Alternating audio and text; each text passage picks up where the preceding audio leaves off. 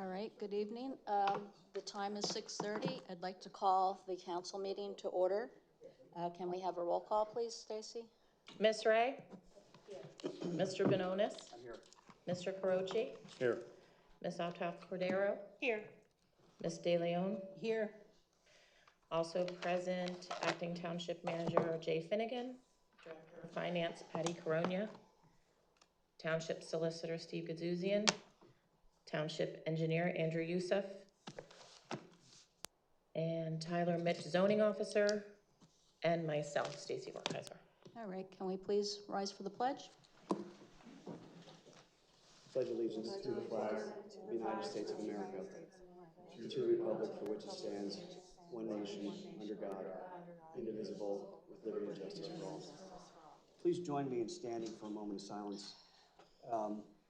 Earlier this afternoon, 5 law enforcement officers were assaulted and 3 were murdered. This happened in Pennsylvania, in York County, Saucon Township. It was a heinous act of crime. We have a number of police officers who are here today because of the climate that's going on in the world. And I would like you to take a moment to recognize those families of the 3 fallen officers, as well as the other 2 officers who were injured here in Pennsylvania. So if you'd take a moment, please.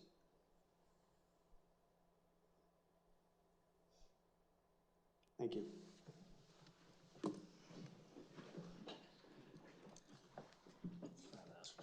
All right, so I'd let you know that we did not meet in executive session before our meeting tonight, so we have nothing to discuss there. If you had your agenda printed out before, I can make note to pick up a new copy. There were 2 items that were added on Monday, I believe. So those are items 5J and 5K regarding local share account grants. For public comment procedure, we open up the meeting with a public comment for agenda item only. It's a 3-minute limit per person. You come up to the podium in the center and announce your name and address council with your comments.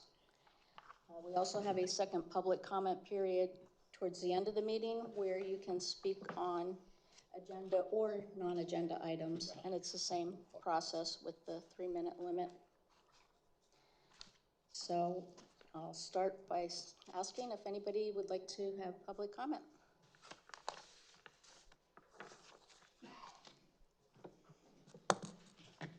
Can you reprimand this man for putting on township properties political signs, Jay? Tell him it's not appropriate. Are we finished? Jay? I'm not allowed to put political signs on township property at this point in the calendar. Not only that, at any point I haven't put any, Point I haven't except put any election signs day. out. Excuse me? I haven't put any signs out, and all signs that were put out were within the time frame in legal places, and they were removed accordingly. But the accusations, I'm not sure where this is coming from and what this is related to at this point. I just saw you walking through the parking lot putting up a sign, is what I saw. I'm giving them to people who support me in this community, which is surprising to you considering nobody supports you anymore. Yeah. Can I have my 3 minutes, please? Yes. Anything you want, Sean. Okay, I would like to express my concern. My name's Chad Heimbecker. I would like to express my concerns with agenda's items 5F and G as referenced on the agenda.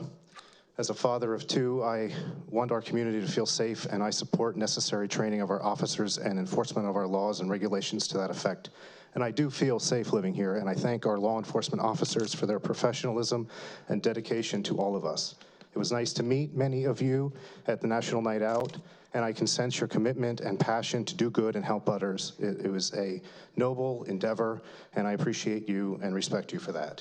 As a child of the Lehigh Valley, I also welcome people into our community who want to make a better life for themselves and their families, who seek to become active and contributing members, and who bring with them a diversity of languages, cultures, beliefs, and food. However, inviting armed and masked ICE agents who seek to apprehend individuals, oftentimes violently and indiscriminately, is the opposite of feeling safe and welcoming. Rather than encouraging ICE activity here at home, which I feel threatens and encroaches on our constitutional Fourth Amendment rights against unreasonable search and seizures, I would like to see our local law enforcement serve and protect our community. I would request that any actions put forth by council relating to ICE mandate our police department to require identification from any agents operating in our township, ensuring they are legitimate officers, to monitor their locations and actions, and to intervene on behalf of our residents to ensure any agents are held accountable to the highest standards of behavior and ethics. Furthermore, I would propose enacting a resolution similar to California Senate Bill 627 and 805, which I have here, which ban local, out-of-state, and federal law enforcement officers from wearing face coverings, as well as require officers to be readily identifiable. We cannot have trust without transparency, and masked agents betray that trust and invite abuse and criminal behavior from people impersonating an officer. I want to be clear, I do not support mass deportation. I do not support tearing families apart. I do not support excessive use of force. I do not support targeted enforcement or harassment of individuals based on the color of their skin or the language they speak. I do not support allowing masked law enforcement with no identification or accountability for their actions. This is our home, not a war zone. This is a peaceful community, not a crime scene. The overwhelming majority of people here from other countries, people I know and have worked with, are not criminal, illegal aliens. They are good, honest, hardworking, law-abiding, kind, and family-oriented people, and are not here committing violent crime. Certainly not a danger or threat to our community, as they're being portrayed by some. What makes America great, as well as our Commonwealth and the Lehigh Valley, is how we are the intersection, a keystone of the world and our nation, a melting pot of ideas and individuals who share a common ideal of liberty and justice for all. Thank you. Sir, you're a goddamn liar.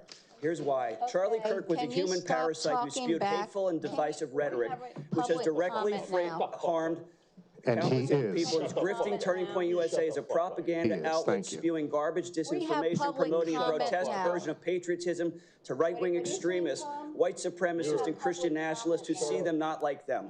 Sir, tell the truth as to who you are. It's your post here he online. goes. Why don't you give us a run. finger Give us again? a Why don't you finger give like you us a did finger last time, again, you chump? clown, you lying clown.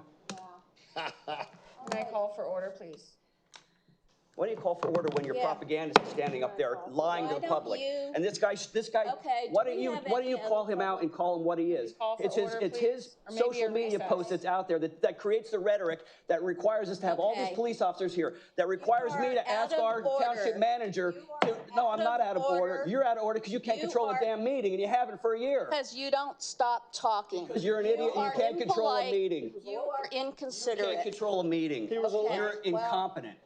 And your incompetence leads to death like those 5 officers today. The 3 officers and the other 2 that were shot because of asses like you Okay, and you I'm gonna and you. call for a and that recess guy. if you don't stop talking. Call a recess. What do I care? I'll stay here till 4 in the morning because I fight for the residents and their safety. I'm going to ask for an apology to ever say that I had anything to do with anybody's criminal activity, elected. He's especially allowed to whatever speak whenever happened he to the wants. police officers someplace else in Your the rhetoric, state. your divisive Somebody rhetoric. would When stop you him. accuse If people and you weaponize your lunatics that come after me and threaten me. Yeah. If you're going to accuse me I'm of gonna having accuse you. any part of that, I think you need to Everybody stop restate yourself. talking. I'm not going to restate myself Okay, because you're a we'll play lying, that you're a back 'cause lying that's fool. defamation. If you You're say a that lying if fool. you say- You're a lying fool. you say that I had anything to do with for a that- defamation lawsuit Exactly. because you lied about me. No, You started we this don't- nonsense you with don't people. hear- You you weaponize don't that hear guy what to come people after say. me. That's what you do. We're having- That's what hear you do what with my people family. say. So- You're a disgusting, loathsome person. You're an embarrassment. So again, for the community's benefit, I have nothing to do with any other criminal activity in the state against police officers or anything else. And I demand that people who have alleged that apologize because I won't they have no apologize proof to you and for they a don't- damn thing. And they Your have. divisive rhetoric they creates the knowingly shed atmosphere that false this stuff statements. happens in. She That's wants- That's why. my statement. She won't apologize for calling us anti-Semitic. Yeah, how about knowingly anti-Semitic? accuse me of You called me shooting anti-Semitic. You somebody. didn't apologize for that, did you? That's exactly what you just Yeah. said. That I shot somebody. I didn't say you So- shot somebody. Yeah, you did. No, I didn't. We'll play back the video. I didn't say you shot, and if I did, I didn't say that. Well, you should apologize. Okay, we are having public Why don't you comment now, apologize believe it or for not, calling us so if anti-Semitic? anybody You create the dares atmosphere that come causes up, these things to you are happen. You more called than us welcome to anti-Semitic speak 2 meetings here. ago. And 2 we meetings will ago, we were talk called over this anti-Semitic and argument. never received an apology.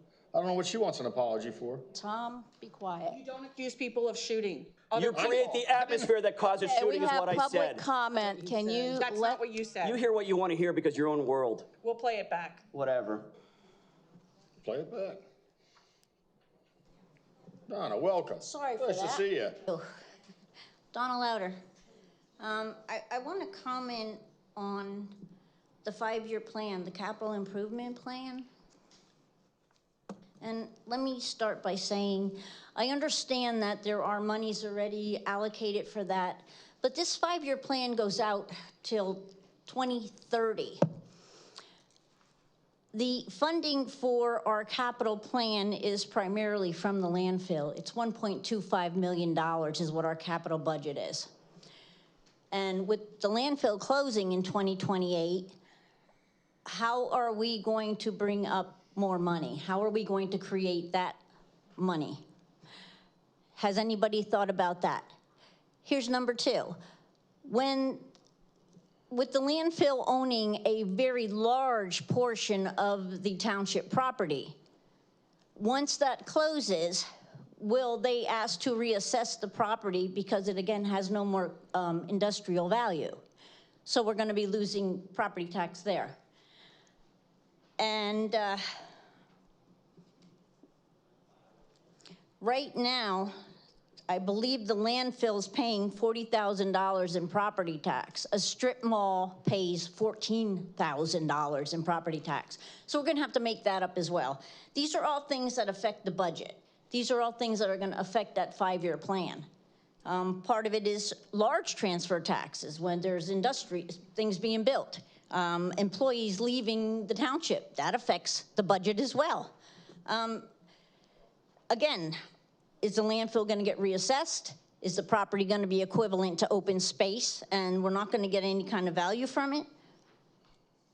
Just asking what the plan is to make up that money, because this plan goes out 5 years. You're looking at $1.25 million that you're going to need to come up with in 2029. Just asking. They have no plan. They're going to tax everyone is what they're going to do. That's what I'm afraid of. They don't. That's right. The landfill's supposed to close in 2028. They don't have a plan. You know, people have God-given intelligence. They get supplemented with comment? artificial intelligence. But these 3 have what I call DI. It's called donkey intelligence. It's really I'd not just like to intelligence call at for a all. point of order. Yes, and we are still on public comment, if somebody else would like to come up. Hi, Stacy Mazensky, Lower Saucon Township. I would like to comment on the landfill closure. However, you did not provide any materials, so I don't know what your plans are this evening. As of late August this year, Pennsylvania state representatives were examining a proposal that would prohibit law enforcement agencies in Pennsylvania from signing a 287G agreement and terminate any existing partnerships between local law enforcement agencies and immigration enforcement.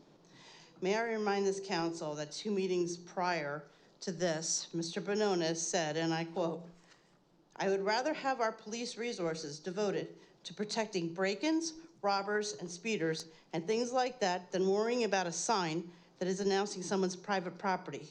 I think this is a better use of our police resources than an investigation," end quote.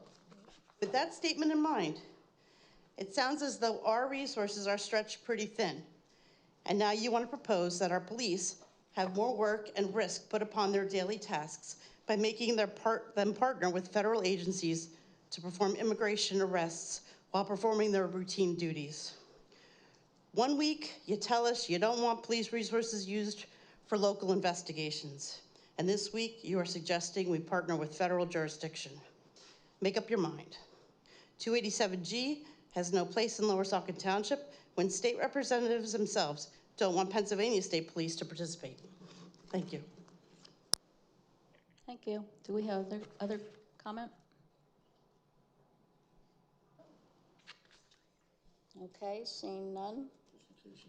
We will move on to presentations, and tonight we are introducing our new junior council members for the 2025-2026 school year.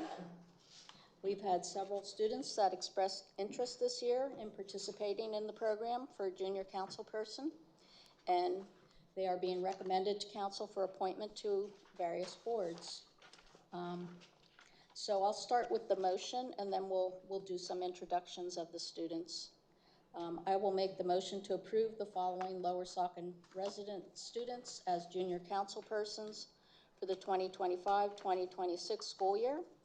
Zachary Bononis, Nitya Thacker to our council board, Noah and Jameson Hubert and Violet Whitney to the Parks and Recreation Board. So I'd like to give a brief introduction to each of the 5 students. Since we have 5 students, I was going to ask each council member if they would like to introduce one, and I will ask Jason if he would like to introduce his son. No, I think you should do it. Okay. I know you don't want to, but I think you should do it. I just want to share the talking. If any words you can't pronounce, I'll help you. Okay. I'm going to ask you to introduce one as well. So Zachary Bononis. Zachary is a senior at Saucon Valley High School, and this will be his 2nd year in the junior council program, previously serving on township council. Zachary's interest in becoming a junior council member stems from when his father was elected to township council, and he is also interested in politics. Zachary is a member of the Saucon Valley High School baseball program, and his favorite subject in school is anything relating to history. He also participates in the following at the high school: Model UN, Global Scholars, Future Business Leaders of America, and the National Honor Society. And in his spare time, Zachary's favorite hobby is fishing. So welcome, Zachary. Next, we have Nitya Packer. Tom, do you want to do an intro? Sure, go ahead. Okay, I'm going to ask Victoria, would you like to read one? Sure. You want to do Nitya? Yeah, do Nitya. All right. I'll do them in order. Nitya is a senior at Saucon Valley High School, and this will be her 4th and final year as a junior council member. She first heard about the program through a friend who shared their positive experience with her. She participated for 1 year in planning commission and 3 years in council meetings. Her favorite subject is math, and she is interested in becoming an engineer. Nitya also tutors a variety of subjects at a local tutoring center. She is a member of the following clubs at Saucon Valley: Debate Team, Model UN, National Honor Society, and Leo Club, and serves as the president of Future Business Leaders of America and treasurer of Student Government Association. In her free time, she enjoys spending time with her friends and participating in school events. Thank you, Nitya. Thank you. And next are the 3 members for our Parks and Recreation Board. First is Jameson Hubert. Priscilla, do you want to read this one? Sure. Thanks. Jameson is a junior at Saucon Valley High School. She was introduced to the junior program, council program, because both of her brothers have been active members for a few years. She is very passionate about being involved in her community, especially through communication and collaboration. Jamie is a member of the National Honor Society, and her favorite subject is science and biology. Outside of school, she spends a large majority of her time training gymnastics and plans to pursue the sport in college. She considers herself to be a very crafty person and enjoys art as well as games and puzzles. All right, thank you. I'll read the next one. It's Noah Hubert. So Noah is a junior at Saucon Valley High School and has lived in the township his whole life. He became interested in the Lower Saucon Township Junior Council program after learning about it from his brother Cole, who had a good experience. This will be Noah's 2nd year in the program, serving on the Parks and Recreation Board, and he has enjoyed learning how things work behind the scenes. He is a member of the National Honor Society and Future Business Leaders of America at Saucon Valley High School. He also participates in baseball at school and shares that the team has been very successful over the past few years. His favorite subject is math, and his future goals are to attend a 4-year college majoring in engineering. Noah enjoys hunting and fishing and plays on a travel baseball team as well. So welcome, Noah.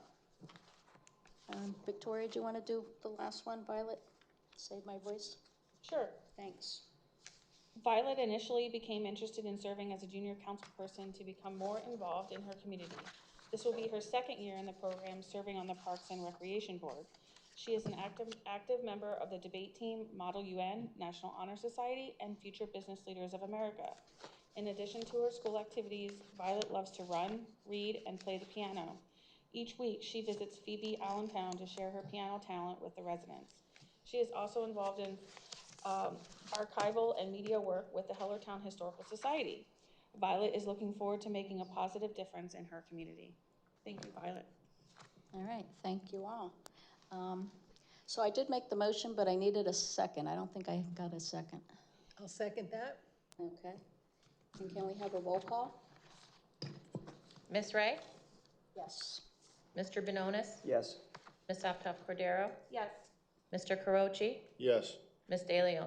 Yes. Motion passes 5-0. If I could have just added a comment to what was said. We received a message from Sam Van Norman. Sam was a prior junior council participant for a number of years, and unfortunately he's not able to participate this year because of his job schedule. But he sent an email in to Stacy Werkheiser, and part of the email says the following. The program is an awesome experience, and I truly miss it. P.S. I had my Eagle Scout board review last night, and they mentioned how being a junior councilman is very important and beneficial, and I totally agree. So I hope everyone gets a similar experience from this process. Just want to thank all of you for volunteering to do this and participating. Should be, hopefully it'll be rewarding. Laura, may I say something? Sure. She's going to take credit for the whole program, watch. I'd just like to say that a few years back, when I was active with the Saucon Valley Partnership, Here, I just forgot his name. Oh my gosh, the president. Anyway, Joe Biden was the I'm president. sorry, I can't think of his name. Joe Biden, he has the same memory as you. Anyway, we were on the Saucon Valley Partnership, and he read in his borough magazine about this junior program, and we all thought it was a wonderful idea. So we took it back to Hellertown Council, we took it back to Now it's Lower all about Saucon her. Council, All and about this her. program was started. And I'm so sorry, I can't remember his name. So I'm very proud to see these students have a little edge on other people by being part of this program, because that's going to look outstanding on your resume compared to others. So, but what I would like is to talk about this at school and see if you can find somebody that's interested in the EAC, because for some reason, nobody's interested in the EAC. I wonder why. So, They throw I don't people know off. if we Because these kids could, get harassed by the freaks that you put on these committees, that's why. if we could, maybe Jay, if we could ask, maybe like do another round of interests and see if anybody's interested in the EAC, we'll try it one more time. So that's what I would like to see happen. The high school just put it out on their message board or a communication yesterday.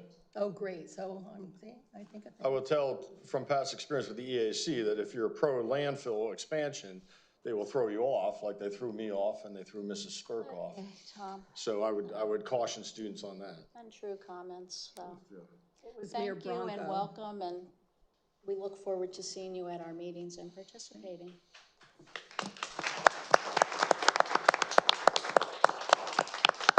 And the person's name was Bronco, so I'm sorry for Oh, forgetting that. thanks. But anyway, All right, Thank thanks. you all for serving and coming aboard. We really appreciate it. All right. So,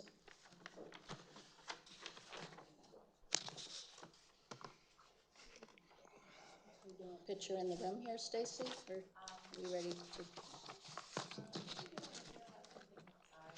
Okay, I didn't know if you want me to move on, keep going. Sure. Yeah.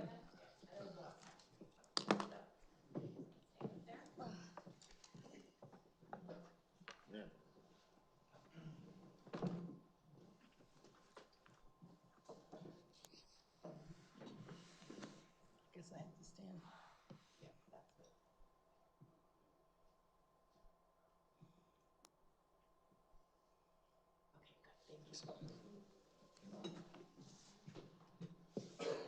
Jason, would you like a picture with your son before we move on? Because I don't. I have a lot of you didn't pictures of my miss son, that. I'm good, thank you. Okay, next item is 4A. This is Resolution 62, 2025, Steel Club Land Development Phase 2 Sewage Facilities Planning Module. We had a resolution as an attachment, for the Steel Club Land Development Phase 2 Planning Module. This has been completed for us to take action on. I would make the motion to approve Resolution 62, 2025, approving the Steel Club Land Development Phase 2 Sewage Facilities Planning Module. This approval is contingent on Steel Land LLC providing a signed wastewater treatment plant allocation agreement as outlined in the letter agreement dated June 19th, 2024. Can I have a second? Second. I Okay, have some questions. we can go through questions.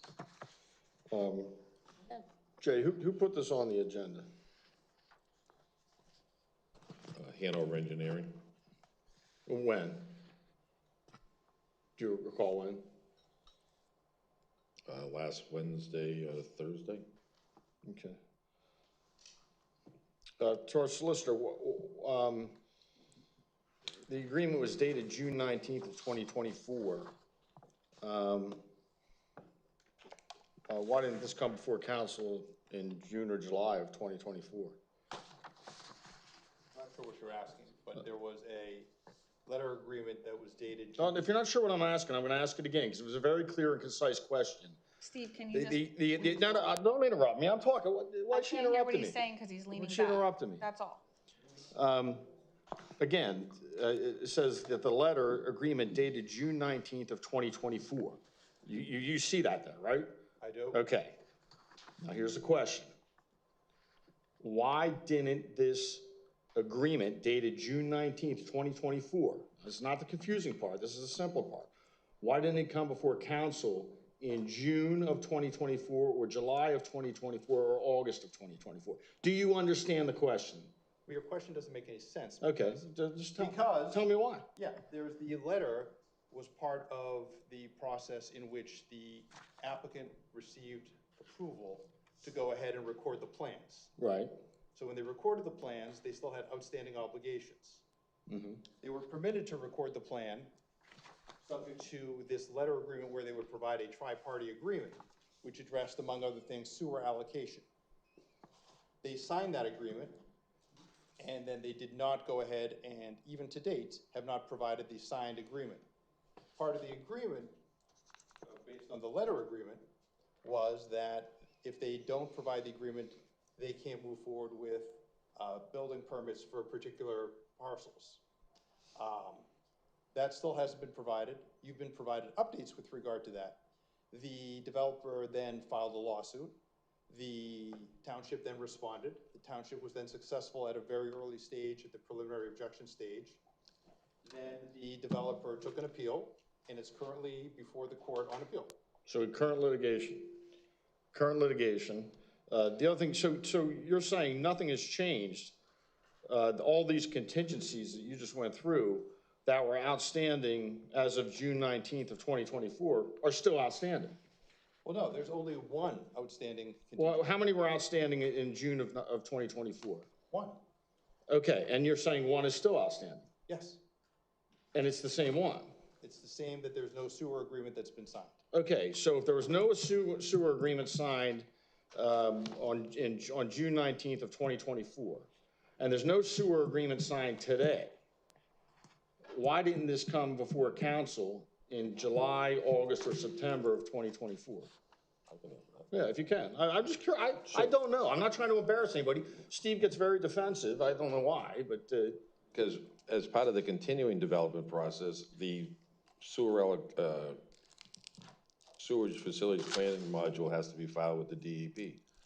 It's a pretty arduous process, and the engineer, I assume this is the engineer and the attorney representing the developer, they just had finished that part of the project, and this would be the step or the time that it would come before it. It would be uncommon to have this done at the point where the approval happened and the agreements were executed. It's just part of the normal. But I don't understand why the agreement was dated June 19th of 2024. What is outstanding then is still outstanding now. And yet we're doing this now 18 months later instead of then. Those are two separate things, and that's what I think, that's why when I said in the beginning, your question didn't make any sense. Okay. There's the sewer allocation issue, which is dated from, still outstanding for an extended period of time. And then there's a separate issue with regard to the resolution for the module. Okay. So if there's current litigation on this, why are we considering it tonight? If there's current Yeah, litigation. right. I mean, shouldn't we let the litigation play out? We could. What's the rush to do this tonight? I don't understand. It's not our rush. It's not my rush. Well, he said Hanover Engineering put it on Hanover Engineering is, there are engineers. Is that correct, Jay? But there's two separate issues. No, hold on. I asked a question.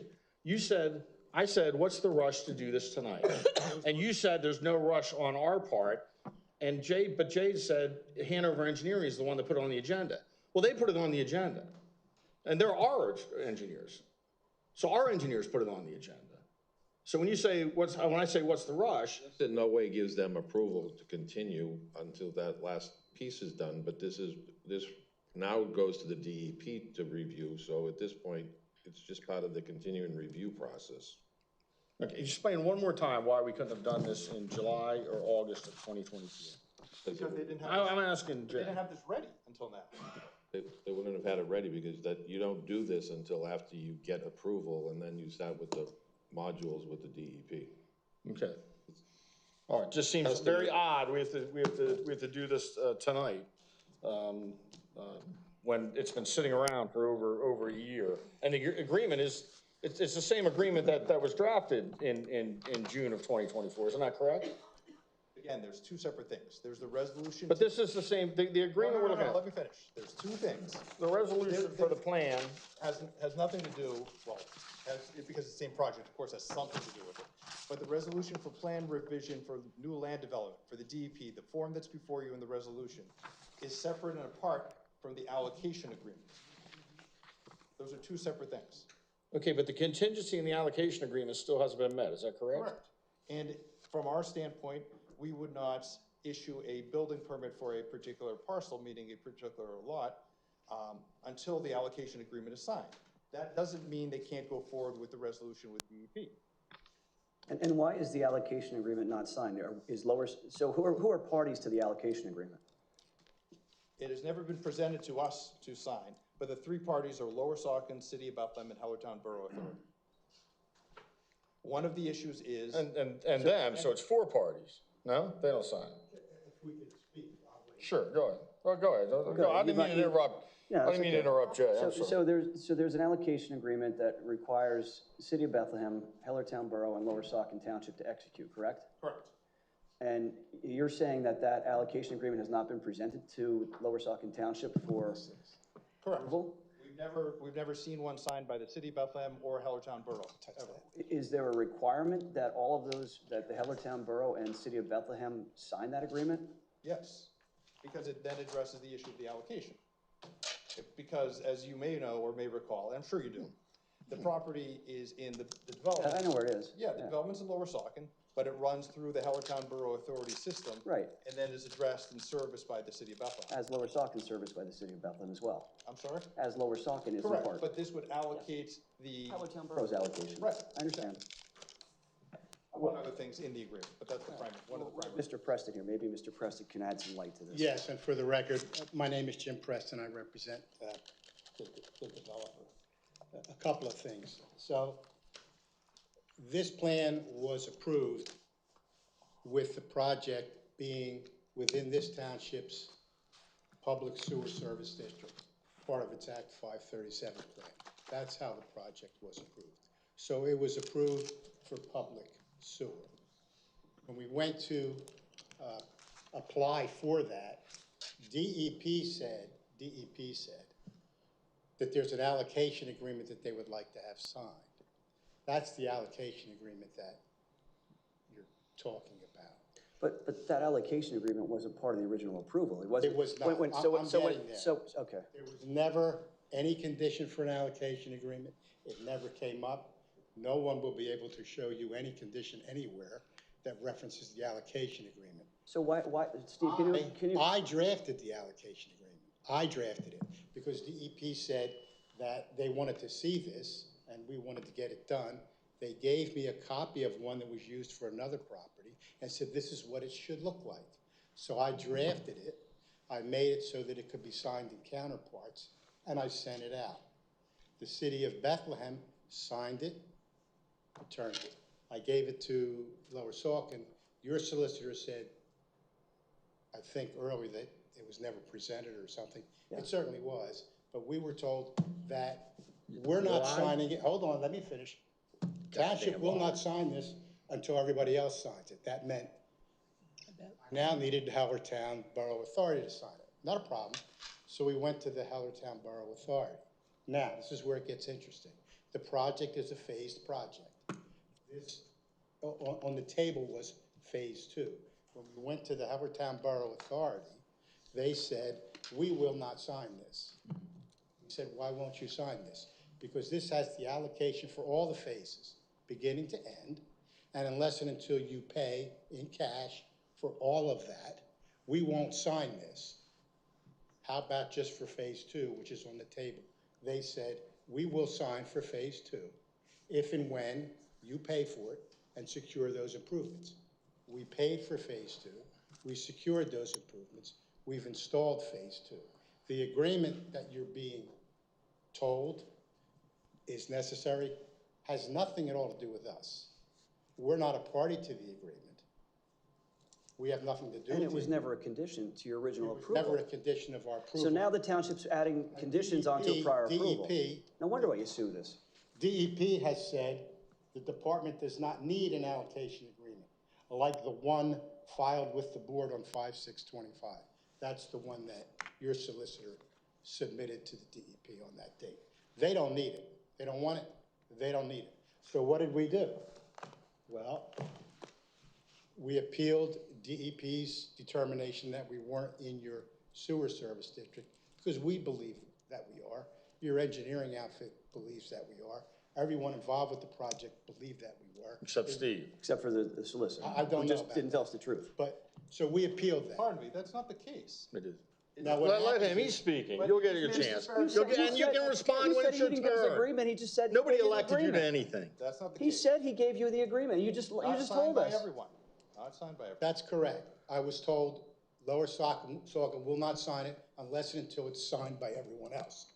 And again, if you follow the bouncing ball, Hellertown will never sign that agreement because we will never pay for all the sewer allocation at once because we can't. That's why you phase projects, because you eat the elephant one financial bite at a time. Broke Hellertown trying to shake you down for money. Well, whatever. Their money We up front can't- when you're not even anywhere close to getting We to the can't phase that get would that affect done. them. So we have a project that's in your 537 public sewer district that's now on hold. We can't get anywhere with the township because your solicitor is portraying this as something that's a condition of our approval, which it never was. No one will ever be able to show you where that condition came from. It just doesn't exist. It came from I Priscilla, drafted the probably. agreement. It's not even a township agreement. So DEP has backed away from that. They don't need it. Now, here's what happens. So and this is why we're here this evening. DEP, Excuse me, did you say DEP no longer requires this agreement? yeah, I'll read it to you. Why do we require it, Steve? Because do you want me to answer now? Yes, so that particular question. Because at some point down the line, there's going to be an issue as to whose allocation this is and where it's coming from. And if we don't have an agreement between all the parties that are involved, many years from now, when we're no longer here, there's going to be an issue as to, well, these properties are in Lower Saucon, and accordingly, Lower Saucon should be charged the allocation, and we'd be losing our allocation. That's why. Does it My make any question sense at would all? be- My question would be, what has the township done to get the agreement signed? What they're doing is, they're saying, Mr. Preston, when you can get this agreement signed, bring it to us, and we will then consider it. This agreement has nothing to do with us. It's a township agreement. What has your solicitor done to attempt to get the agreement signed with Hellertown and the city? Nothing. In I'm gonna fact, tell you what's done. let me tell you, no, in fact, one of the, nothing, exactly right. But it may not be nothing. One of the first things they did when hiring him, they gave him a waiver of all conflicts of interest with Hellertown. Steve, have you worked on this for Hellertown, or anybody at your firm worked on this and represent, on Hellertown's behalf? Hellertown Authority? Hellertown Authority, anybody? Listen, here's where it is. Did you get that waiver? First, you got that waiver, right, of conflicts of interest with Hellertown? That was right when you were hired. These three gave it to you. Here's where it is. So he got a waiver to represent Hellertown, and now he won't answer the question whether he did any work for the Hellertown Board Authority or advised them in any way in this manner. That's out of my bailiwick here, but I can tell you, you asked the question, does DEP need this agreement? They do not. So what happens is. Do you agree with that, Steve? No, well, maybe, maybe not, but that's not No, important. no, do you agree with the simple statement, does DEP need that agreement? It's a simple I statement, haven't Steve. seen what he's referring to, but more importantly. It's in the agenda, right? Let me finish what I was saying. So what we did was we appealed to DEP, and during the course of that appeal, the township intervened.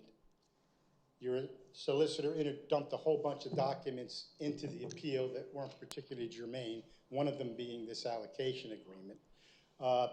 We had a conference with the judge. We agreed that it would be probably in everybody's best interest to settle this as follows.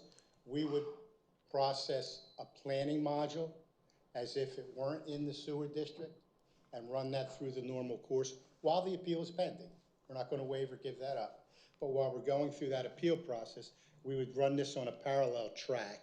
And this would probably get us to the end sooner than the appeal would through the Environmental Hearing Board, with all the discovery, exchange of documents, depositions, expert reports. Till we get done with that process, we all agreed that it would be quicker to go this way and process this. So now, it's kind of shocking. It looks like this is moving along, and now there's a condition on the planning module approval that this condition is still, this agreement is still somehow stuck in there with this agreement. This agreement, this tri-party agreement, we're not a party to it. It has nothing to do with us. It's not, we got a plan approved. The plan's been approved. It was approved as if we were in a public sewer district. It's on the plans themselves. Everything's on there. DEP dug their heels in, okay? So we appealed that. DEP is now backing down, but they want us to go through this route, which we're going through. But somebody keeps sticking this superfluous, non-essential, unnecessary agreement into the gears. Our solicitor? Well, I heard it on the resolution, that it's now back in play. I can tell you. How long have they jammed you up with this? His name is Ann Consurat. She's the DEP attorney that handles this, and I did ask her directly whether that agreement was necessary. Hi, Jim. The department does not need an allocation agreement like the one filed with the board on 5/6/25. I attached it for reference. These kinds of agreements can look all kinds of ways, so I wanted to be sure we were talking about the same one. And what she attached for reference is this, and that's what your solicitor dumped into the record. She doesn't need this. She doesn't need all this talk. This has nothing to do with it. That's him trying to convince the township may need DEP. this. The township may want this, but they never made an additional of approval. We don't object to this. God bless you. Right. The city already signed it, so there's no problem with the destination. Okay, so I want everybody to see that. That is a letter, and I'd appreciate a copy of that. That's on Goodsouzian and Associate letterhead, right? What's the date of the letter? This one? This one's May, yeah, I know, but this is May 6, 2025. Addressed to whom? This is Commonwealth of Pennsylvania Environmental Hearing Board, And what's the subject? our appeal. This, when we appealed, The title of it?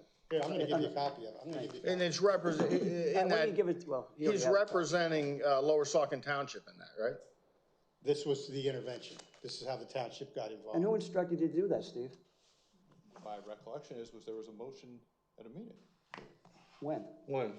No idea. We instructed you to harass this developer and put this condition that was never part of a prior approval. Is that what you're saying? I'm saying that my recollection is there was a meeting where there was a motion to protect the township's interests in the DEP file. Mr. Preston? You can't have my original. I'll be with you Yeah, just one don't, second. okay. I have another question for you. But Steve, it's your recommendation tonight that we vote yes and do this agreement? When you say this agreement with regard to the resolution? Yeah, the resolution. That's your recommendation. Right, but do something. After all these months, And you're missing the point, but do something to protect the record with regard to the allocation agreement. And my suggestion would be, if we're inclined to do this, rather than having it, and I asked Laura who made the motion, rather than having it contingent. That would come from them.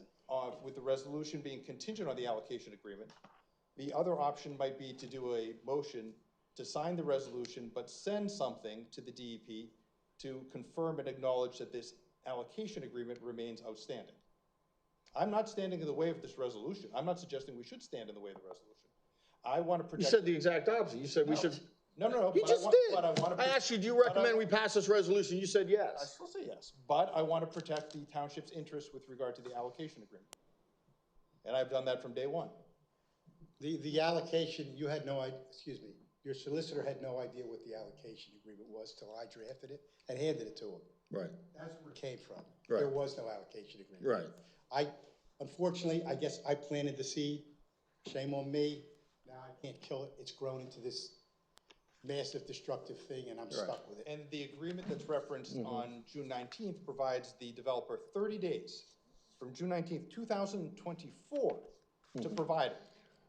And as the record provided, I had followed up on numerous occasions, and we still haven't received it. It was to be provided if needed. It's not needed. The Hellertown Borough Authority has already signed off on phase 2. The lines in phase 2 are in, by the way. They're done. They've been inspected, secured. That part's over. On the minutes of the Hellertown Borough Authority is their acknowledgement that the allocation comes from their account. The city's signed the master agreement for all the gallonage. Township will not entertain any of this. We can't even talk to you guys unless and until I get everybody to sign that big agreement, as your solicitor just said. That it's not to be presented until it's completed. I can't get it completed. What am I supposed to do? What am I supposed to do? How long have you been having this, this dispute with the township? How long has this been going on? You're the date, man. How long have we been screwing around with this? So we submitted. This is Tyler Freed. This is our engineer. Yes, by the to way. speak in the mic. Yeah, my name's Tyler Freed. I work for Meese Engineering, the engineers on the project. So this initially was submitted to DEP back in 2021 as an exemption from planning module. And when Jim alluded to the fact that DEP is saying, we don't think this is in your public sewer district, that's what's requiring this resolution be adopted tonight or at some point. And that's what requires the component 3, which is what the resolution's for. So we began this back in 2021. The first letter, if I recall correctly, that would have indicated this agreement needed to be put in place was in 2022, at which time, as Mr. Preston said, we did not believe it was required. We've been pursuing this since then and in different manners. So like we've been working this through DEP, as Jim said. DEP said, hey, best route's gonna be get this component 3 executed, you're good to go. That's why we're here before you tonight. The whole idea of what we have before you tonight is we have a packet of papers that is what's considered a DEP component 3 planning module. All it says, essentially, in short terms, is township says this property is to be served by public sewer. I think we can all agree the Steel Club project for phase 2, the lots are 10, 15,000 square feet. You aren't doing on-lot sewer. So it's pretty obvious. Public sewer is what the design was for. The zoning shows that. That's all the agreement does. It says, yeah, township agrees, this matches their zoning, public sewer. DEP will review the whole package. Your engineer, I'm sure, has reviewed the package, hence why it is before you as a complete resolution to be signed. If it was incomplete, they'd have noted so. So it's, this is a very simple, in engineering terms, this is very simple. Component 3 goes to DEP, DEP reviews it. So, Mr. Press, let me ask you something. You talked about this DEP appeal process, which is timely and costly with depositions and everything else. And you're sort of running this parallel track to try to avoid all that. If you had to go through the entirety of that DEP process to its conclusion, how long would that take? We could be at that another year. Another year, another year. And then, once all those approvals are done, how long does it take to build out these properties and get your COs? Rough. 7 or 8 years. 7 or 8 years. All the while, these fools are trying to close the landfill and have no taxable, no revenue come in from that. We have an opportunity here to have a development that has been already approved by the township. Approved by the township, yeah. And we've been dragging our feet for 3 years. We're gonna jam you up for another year. It's not obstructing. Steve has been obstructing. Obstructing you, and now it's gonna be another year, and then it's gonna be another 7 or 8 years till those homes get constructed, get COs, and become taxable properties in the township. It's beyond comprehension. There's Their another competence and issue. their There's another issue because there's been we've talked about a lawsuit that was filed, and one was filed. It was in the nature of a mandamus to require the township to issue permits for the project. What happened is, at some point, your solicitor proffered an agreement that talked about the allocation agreement, that it either had to be delivered, I think it says if necessary, there's some kind of language in there. Hold on. Are you saying that there was a proposal to resolve that litigation that came from? No, this is prior to the litigation, and that said if the agreement if necessary. But the remedy for the township would be to issue a stop work order. There was never a remedy of denying us permits. Our remedies, our legal remedies in terms of legal recourse differs between failure to issue a permit and a stop work order. We go down different tracks to get those remedies. The agreement that your solicitor is referring to only provided for a stop work order. It did not provide for the non-issuance of permits. What we have is the non-issuance of permits. We can't make you issue a permit. Those are two totally different things. Stop work order, you stop working and all your materials sit there, and if the property's open and it gets weather, it's damaged and everything else, whereas denial of permits, you can finish the construction and sit on it until you resolve that issue. We're stuck. We're basically stuck. There's not much we can do. And I had hoped at a minimum to maybe get the DEP process moving this evening with with the approval of that module, but it appears that that's sort of that's a hollow victory, because if it has that attached, if that's a condition, it's no good to us. Steve, can you explain why you put that condition in, that the remedy would be a stop work order as opposed to suspending or denying occupancy permits? I'm going to read to you a portion of the letter dated June 19, 2024, which says, among other things, the developer is going to provide an agreement within 30 days. It says, open quote, "Separate and apart from the above, your client further agrees that no certificate of occupancy will be issued until and unless the sewer agreement is received or written documentation that no such agreement is necessary." So it relates to a certificate of occupancy, not a stop. But he provided you with the documentation that it wasn't necessary, didn't he? Because he said, DEP said it's not necessary. It's still necessary for us, for allocation purposes. How could he tell you, how could he give something to you to say it's not necessary when we're the party determining what's necessary? And why didn't you bring this to council for us to decide whether it's necessary or not? We're the elected officials. Why didn't you bring it to council for us to decide whether it was necessary? Nothing has changed. You've had copies of this correspondence for Why an didn't extended period of time. you covered it up? You hid it from council instead of letting us make that decision. It's been part of litigation, and when it's in litigation, you've been seeing it as I've been providing you with updates. Can I just comment on that, what was just read to you, because I don't want the misdirection to continue. Thank you. Thank you. What was said was the certificate of occupancy. Now, everybody needs to hear that. We agreed that we would forgo certificates of occupancy until that agreement was signed or found to be not necessary. I'll leave aside the fact that it's been found not necessary. We would never get a certificate of occupancy for any building if you couldn't use the toilet. You can't do it. So that's a no-brainer. We don't need a certificate of occupancy until we get the sewers hooked up. It was a no win, no lose for us. So we agreed By the time we need COs, we'll have all this worked out. But we can't even get off. We can't even get started. We can't get anything. We got nothing. We got GOTS. We can't get anything. You said you were stuck. Who's the one person responsible for you being stuck? One person. I'm not gonna bite on that one. Is it Mr. Gutsuzian? It's the township's insistence on that agreement. Okay. Now, how long have you been doing this, representing developers and doing municipal work like this? More than 3 decades. More than 30 years. Have you ever been harassed and jammed up like this? I've never had this happen, no. Have you ever been harassed or jammed up like this by a solicitor?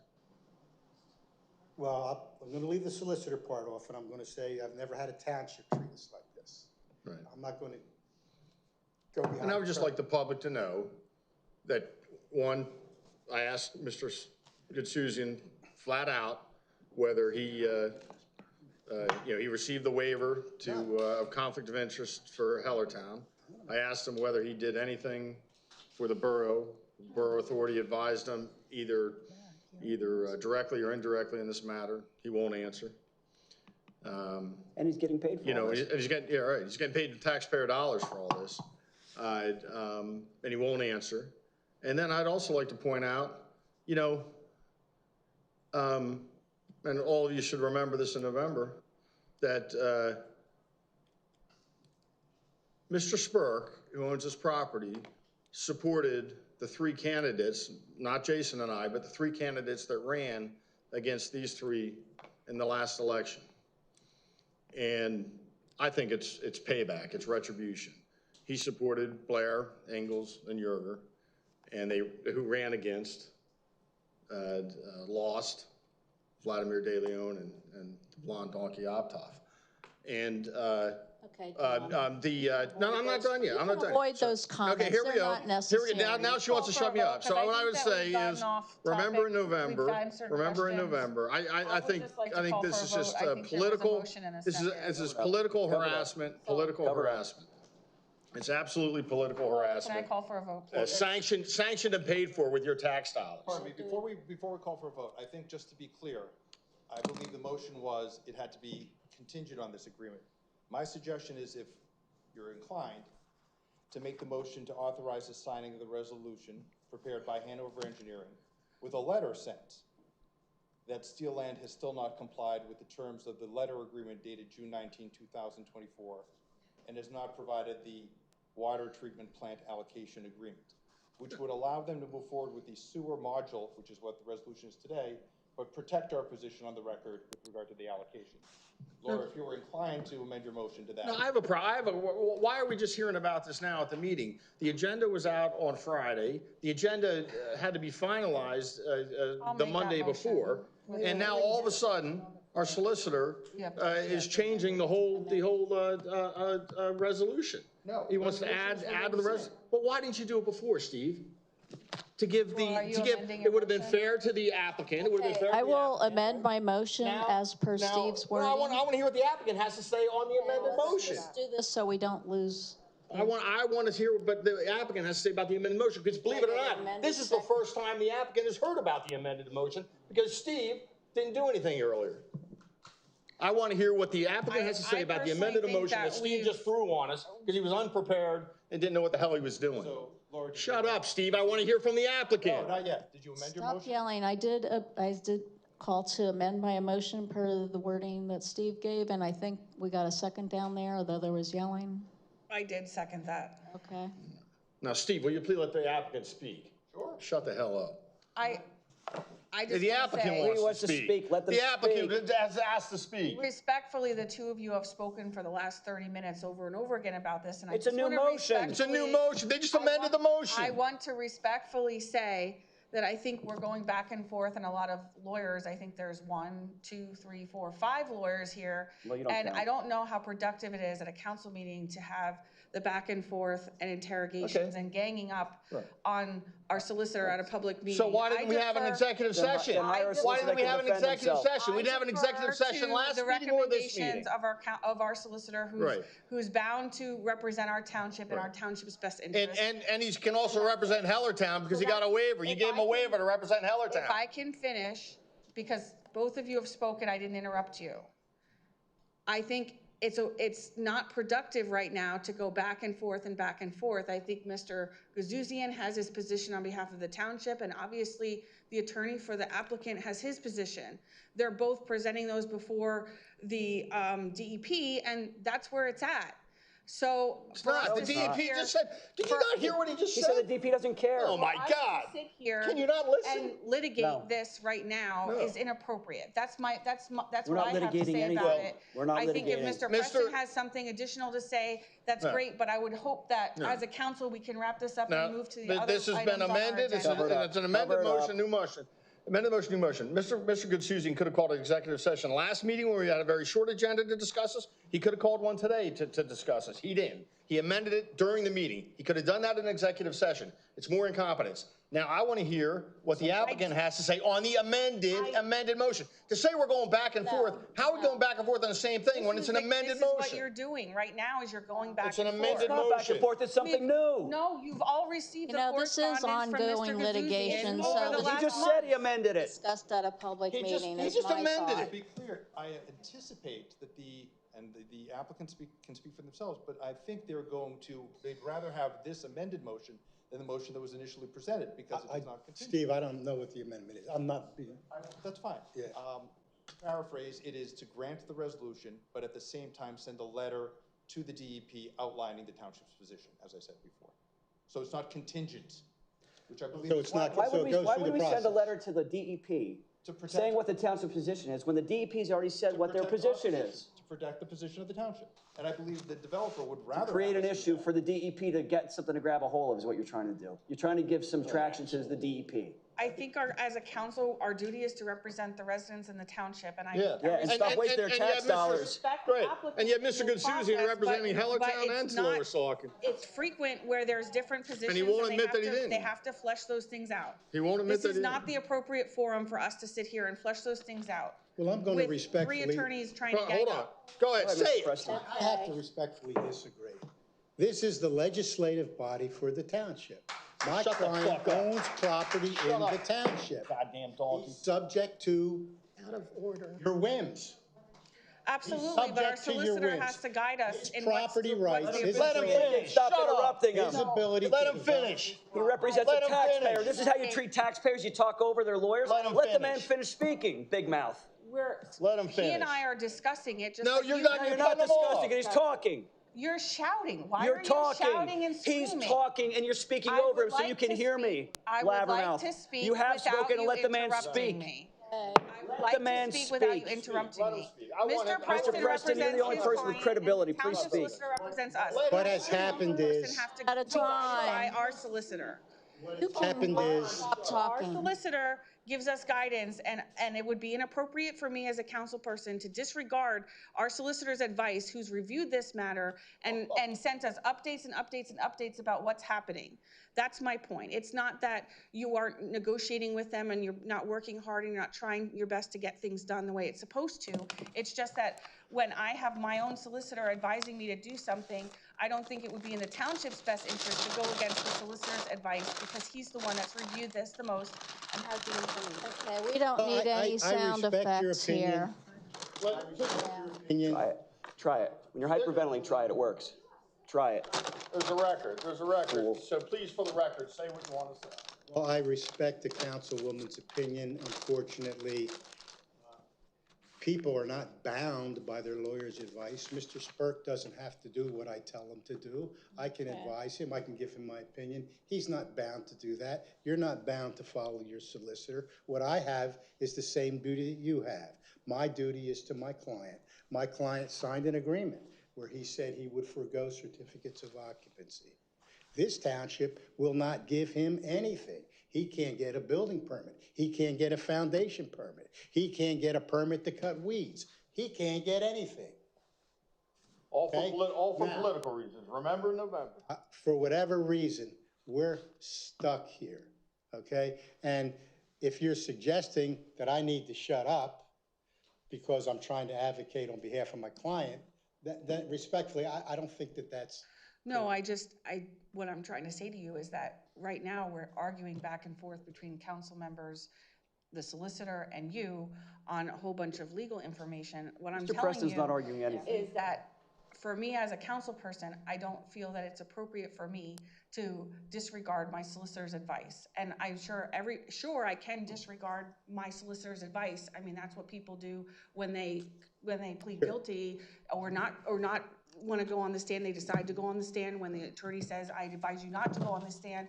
I don't want to be in that position this evening, and I don't think it's appropriate on behalf of the township. Well, I I'm will say on your behalf that the allegations made that somehow I have anything to do with the township obstructing you or getting in the way of your project. He didn't do that, I made There that. is no such, exactly. So I want to make sure to him, because I want to make sure he understands that that's not what I'm intending to do here. I have no interest in whether this moves quick or slow. I hope that it can move quickly, because I would hope that the development can happen. And that's where I stand. But Oh, it will happen. appreciate It will happen. my And we're lawyer's gonna pay a advice, lot because of this. and I need to take it. We are gonna pay a lot. That's just my position. I'm not questioning your lawyer's advice, and I'm not challenging your lawyer's advice. What I'm challenging is, and what I'm trying to put before you are the facts, because I don't think you have those. I don't think that you've been told exactly what's been going on. No, he doesn't tell us anything. The allocation agreement is not ours to produce or to have signed. It's not ours to chase around, and I'm sure that you've been told that we are responsible to produce the allocation agreement. Look at me and tell me you haven't been told that. She's lying. That way. She'll lie to you. So I have not been She'll told lie that to you. way. She's a goddamn liar. I have not been told it that way. we can't get a permit to do it. We have an approved, recorded land development plan. Township won't issue a permit. This is how they screw residents that don't agree with them politically. This is how they screw residents, right? Take Am I right? exception to that comment. I don't know if we can. So do I. Who in their right mind would want to come here and have a development? What developer would come here and build anything and want to deal with this I say nonsense? we're going to call for a roll call. I think you understand what the revision of the thing is. I know there's open Oh, does litigation. Steve have another and amendment?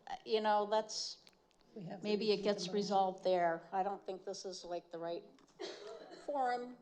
Thanks for that, Lost. Say, Steve, roll call. Right form, we're the council that votes on it. What's the Mr. right form? Where Benonis? should they go? No, I don't believe whatever has been drafted by our solicitor on this issue. Yep. Or proposed by him. Taft Cordero? Yes. Mr. Carochi? No, Steve, we cannot trust a word our solicitor says. He has not advised us on this to the extent. We're hearing things for the first time from the applicant. And they amended the motion during the meeting when he could have done that weeks ago, and he refused to have 2 executive sessions the past 2 meetings. So I am a no vote. Ms. De Clean Leon? as clock. Yes. Ms. Ray? Yes. Motion passes 3-2. Good, thank you. All right. Nice night. Thanks. Always a pleasure. Yep. We're here every other Wednesday. Come back and see us. Next item is presentation and review Always of enjoyable. the capital improvement Good night. plan for waiter 2025 to waitress. 2030. And our Director of bartender. Finance prepared a draft for us. Hello, Council. For those of you who have not met, my name is Patty Cronia. I'm the new Finance Director at the Township. Tonight, I will present highlights from the proposed Township Capital Plan. I want to first say that the capital plan is a living document at one point in time and is subject to change as options and situations present themselves and is used as a planning tool. During the budget preparation and adoption process, the township manager and myself can provide council with an update on the status of the projects in the capital fund and discuss any future projects that should be added or removed from the plan. Getting on to some specifics in the plan. The first section listed in the composition of the plan is highway improvements. Now, as a general rule, annual paving projects are paid out of the state fund and with liquid fuel funds. And they're not typically listed in the capital plan. So under this section, we have in 2025, the township was awarded 2 grants totaling $193,126 to secure funding for video detection cameras to address signal detection as well as provide a tool for the police department. We are currently working with the contractor for installation on these cameras.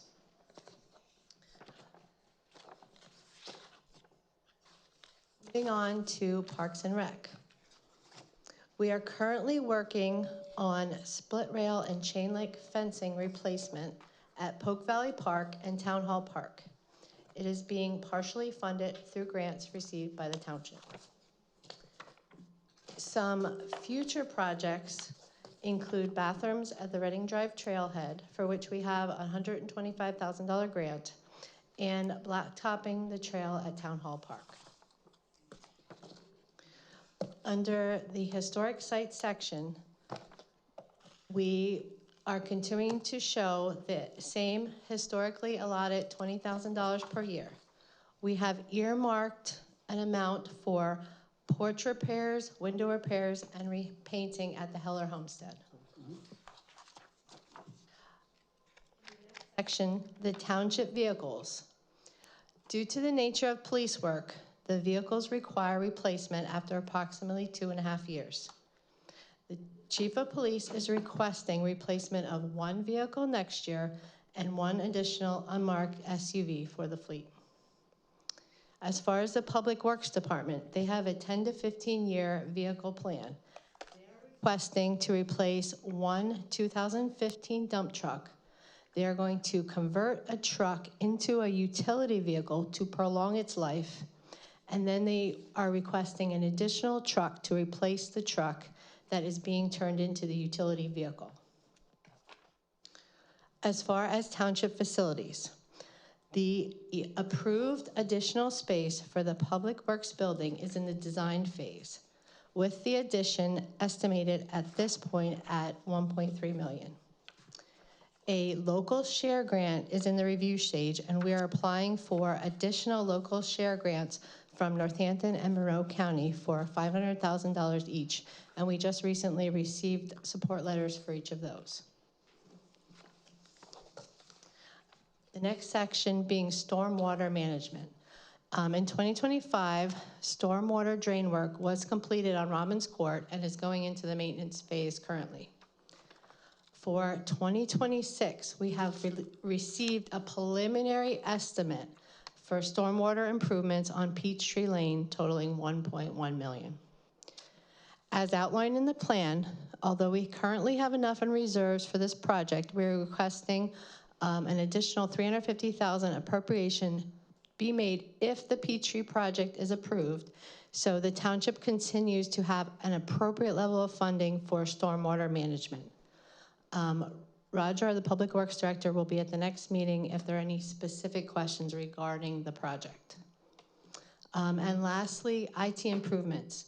The police department is requesting funds to update their records management system to CODI to comply with impending legal mandates, as well as to purchase 10 mobile radios that are P25 compliant and upgrade 20 portable radios to be P25 compliant, which will also be legally required. And if you have any other questions, I'm sure Chief can provide that information to you. Thank you, Patty. Thank you, Patty. I just want to ask a quick question for you on the updates for the police radios and that type of thing. My understanding that that's a requirement by the state or the federal government to update those. One's a federal and one's a local requirement. Okay, so I just want for the community's benefit, obviously we want to, I support that wholeheartedly, but this is an example of what's called an unfunded mandate. So oftentimes we get updates that are required upon the township, and then our municipality has to come up with the funding and the necessary requirements to replace those items or update them, but there is no budget in the state government for to compensate us for doing the mandated update. So I just wanted to highlight that portion of the capital plan. I think that it was well done, and I appreciate you, Patty, for putting this together. I support all of these things. The other item I want to highlight is, at least my understanding from our manager, is that right now we're looking at a decrease in grants for all types of things because of legislation that was passed by the federal government. Here we go, political, So, yeah, here she goes. with that being said, We got it, we got it. I Don't am worry, we're ready unsure for her. at this time how much We got grant it. money we will get in the future. The state money, I'm hopeful we will get, and we have our share We're grants prepared out there. The last item that I want to highlight is our staff has been working very hard at Erin, who works alongside Patty in getting her certificates in place and taking classes to help identify new grants and new funding opportunities for the township to help offset costs that we may have. And who suggested that? Me and? Correct, and also the chief applies for grants as well as he sees them coming in. Yes, so I want to thank both the chief and Erin for their efforts in trying to find grant funding for various projects that we have. But I appreciate the capital improvement plan and all the work that was put into it. Thank you. Thanks. I would just highlight a couple points. Victoria just talked about a grand total of $220,000 for radios. Listen up, public. Fund balance, 2025, $3.9 million. 2026, $3.8 million. 2027, $1.5 million. Goes down a total of $2.3 million between 2026 and 2027. 2028, fund balance is 1.5. 2029, fund balance is only $1.1 million. 2030, it's 1.2. Unrestricted fund balance, $2.8 million in 2025. In 2026, goes all the way down to $591,000. $2.3 million gone, okay? Where is the money gonna come from? At the same time, 2028, the landfill is scheduled to close. The landfill contributes about $2.5 million. You're gonna take away $2.5 million of income, and you're gonna deplete your fund balance by a total of $2.3 million. So now we're talking about a $4.8 million swing, okay? That's what's coming, and that's what they're not preparing. They'd rather harass a developer who's trying to get some properties online that maybe we can get some tax revenue out of, that goes not just to the township, but also to the county and to the school, right? To the school, and for the most part, students aren't gonna be living in that development and going to the school, so it's gonna be essentially free money for the school because you're not gonna have students coming from that development going to the school and using those resources. And this is the shit that they're focused on. This is the stuff they're not telling you. Look at the details, okay? Look at the details. I've been screaming about it for years. They're not planning for this, and it's coming. Pay attention. Pay attention in November, because November is the end of the line. And when the property values go down, folks, here's what happens. Your property values go down, right? And what do we have to do? We have to raise taxes. And then what happens? Your property values go down even more. And nobody wants to live here, and then your school goes to hell because we don't have the tax revenue to pay for the school. That's what happens when you have incompetent people in charge.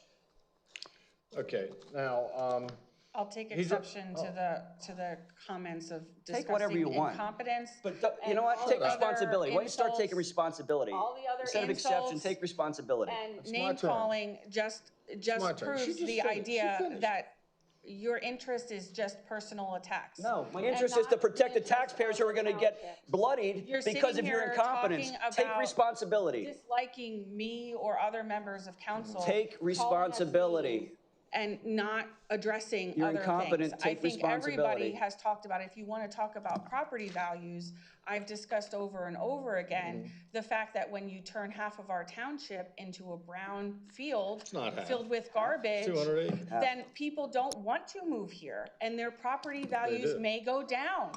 So if we're talking about the interest of making sure that Maybe you're gonna people give me have this good much property time values, uninterrupted there, that they lost. have interest in coming to the township, I think there is lots of financial value in protecting our natural resources. But that is not the argument for this evening. She came here to present her I have capital plan, questions. not to I have listen to your questions. insults to If she me would ever or shut any up. other members of council. And if you truly had a legitimate argument, you wouldn't resort to insulting people. You're incompetent. Yeah. All right, are you done, incompetent? Did you read the Susquehanna report, financial report that analyzed the economic impact of the landfill closing? Yes. Do you have any general thoughts on that? Meaning, we have this 5-year capital plan here. How, in light of that survey, that analysis, and your capital plan, how do you think it's going to be 2028, 2029? To stay at this type of level, like we are now, with about, you know, $3.5 million in reserves. I understand what you're saying. As far as staying at this level, I mean, it's hard to judge in the future, because when I prepared the plan, I mean, I don't know politically 3 years from now, Right. whether, you know, if there's going to be tax increases, Right. or, you know, if we're going to have the landfill. So that was very hard to predict 5 years out. Right, so because you we don't know 3 years from now whether there are going to be massive tax increases or we're going to have the landfill if the litigation goes in the landfill's favor. But probably one of those two things are going to happen. To stay at our current level of funding and to have the current level of reserves. Yeah, I mean, I don't know if every year in the past we've used the full amount from the landfill. Right. But we do use some of it. We use a lot of it though, right? I mean, how much of it do we use on a yearly basis? I'm not sure if I could speak for in the past. Okay. Now, last year was unique because we transferred quite a bit over for the Public Works building. Right. So right. It depends on year, what the capital plans are for that year and what you want to do. Okay. All right. Now, these Victoria brought up mandates, unfunded mandates, and Jay, I'd like you to weigh in on this too. No, these come down from the state, and usually the state, and it's unfortunate. They don't provide funding, but they ask you to do things such as stormwater management. Now, Jay, you've been a municipal township manager and borough manager for a long time, right? You're familiar with these mandates. Yes. You've seen these mandates in the past, right? Okay. Oh. What happens when a township just can't afford it? And it's a state mandate. Well, if we talk about each one of these individually, you can start with stormwater and MS4 requirements. There's fines that could be administered from the federal government for non-compliance as well as the state government. Mm-hmm. If you want to use the two police items here, let's take the first one, the Cody system. Mm-hmm. Officers would not be able to, and the chief can weigh in on this, communicate with national databases and county databases to do crime investigations, and while the officer would on the road be able to pull information on licenses, names, that type of stuff, that type of information.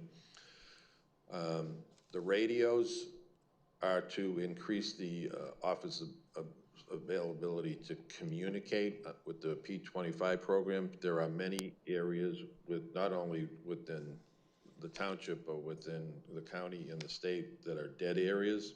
Mm-hmm. And without the new radios, offices would not be able to communicate. I mean, they could probably, I'm not going to list some of the facilities they're in the township as it is right now, that they don't have communication with the outside world. Their radios are basically dead, right. Lack communication. But that also funnels over, you're going to have the same issues. The fire company's going to need that because they also communicate with the 911 center, and also there's buildings or areas in the township that they could be involved in either a fire or search and rescue, and they're not able to communicate with county. Right. This has been an issue that's been going on 10, 15 years. Right. And so, and these unfunded mandates they're just kind of a fact of life. They've always been around, they'll probably always be around going in the future. And some of them, like you just explained, are very important, like the police officers being able to communicate, stuff like that. Others, even stormwater management though, is serious, especially if you're not in compliance. It can probably hurt you in grants, I imagine, stuff like that, or you know, they could kind of hold it against you. Even that, I've never heard of the state, you know, really doing anything to force townships that don't have a lot of money, that are basically broke, from doing stormwater management. It's not like they come and demand you spend the money and do it. Well, you've seen some municipalities put in the stormwater stuff where you an additional tax on property to cover Right. the requirements of Right. those mandates. Right, the tax can only go up. So what, Jay, you know, with all your experience, what is your feeling about this capital plan in the next 5 years and the funding levels? What, in 5 years, 2028, what are we looking at? Massive tax increases if we don't get the landfill funding? Well, as Patty said earlier in her presentation, this is a wish list. There's items on here that can be pushed and moved around that are not necessary. These are kind of like what everyone puts in as their hopes and wants. If the general fund's not able to support these, then money would not go to capital projects. With the potential loss of revenue. Sorry, what'd you say, Jay? If the money's not there, If the money's not there on the general fund to support capital programs, then the capital programs get pushed and they're not done. Pushed meaning not done in a timely manner. Or not done at all. Or not done at all. Correct. So 2028, we're looking at either massive tax hikes or cuts in services and projects.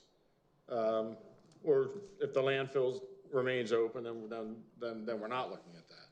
Now, this is not me saying this. This is what Jay's just said and what Patty's just said. Can I interrupt for a second? No. Do we have, well, Patty's standing up here. Do we have questions for her? 'Cause I don't know if anybody else does, I think she but would like to I don't sit have any more questions. I don't sit have any down more instead of questions. standing there. I don't have any more questions for her. I'm not done talking yet, but you can sit down if you want to. I'm just saying, Okay, that's fine. if I we know you have needed to questions interrupt. for her. I know you need to interrupt, but. If we have I just have questions for her. one other question. You don't have the for her. floor. So there we go. You don't have the floor. I just have one You don't other have the question. floor. You can wait. This is unbelievable. And then you You say, can wait. and then you say, right, and then you say, and then. How about you wait till you have the floor? Because you already blabbered for how long? And you'll do nothing. You'll do nothing. What do you tell the truth about what the landfill I represents? just wanted Patty to be able to 1/4 sit square down. miles, Yeah, but 15,000 acres, it's Now she 1% of the interrupted me. township, and you say it's half the That's township. okay. Why don't you tell the truth? Half the township, it's 1%. Right. So they're lying to you. It's about Jay's right. It's about 1% of the township property. It's you know, it's ridiculous. And it's all to appease their political supporters. Ginger Petrie, her parents had a property out there. Those are Okay, the can only we people, stick so. to the topic So here? that is the topic, 5-year because that is the capital topic. If we don't get landfill expansion, we'll have to raise taxes massively or cut services, or both. So that is the topic, I actually. think It's called it's a just capital fear improvement mongering. plan. She presented her capital And I would like to plan. thank Chief And Barnes. as she said, it's very Thanks, Chief. flexible and it's a Thank daily you. moving document. I wanna- And that's where we're at. Yeah. I mean, if you're gonna sit here and again insult people and to have a political Keep agenda interrupting. on something that's as simple as a capital plan, I didn't it's a insult waste of her. everybody's time. I didn't insult her at all. I would like to thank Chief Barnes for being here. I mean, he's making an ask for radios and some other equipment, and he at least had the fortitude and the spine to show up. We have other people that come in here all the time looking for things, and they don't even have the wherewithal to show up. Would that be fire services? Now, thank you, Chief, and I look forward to supporting the request you made in this capital plan. I can't say for the anti-police Priscilla marches and defund the police parades. Okay, do we have any other comments? Any comments down there?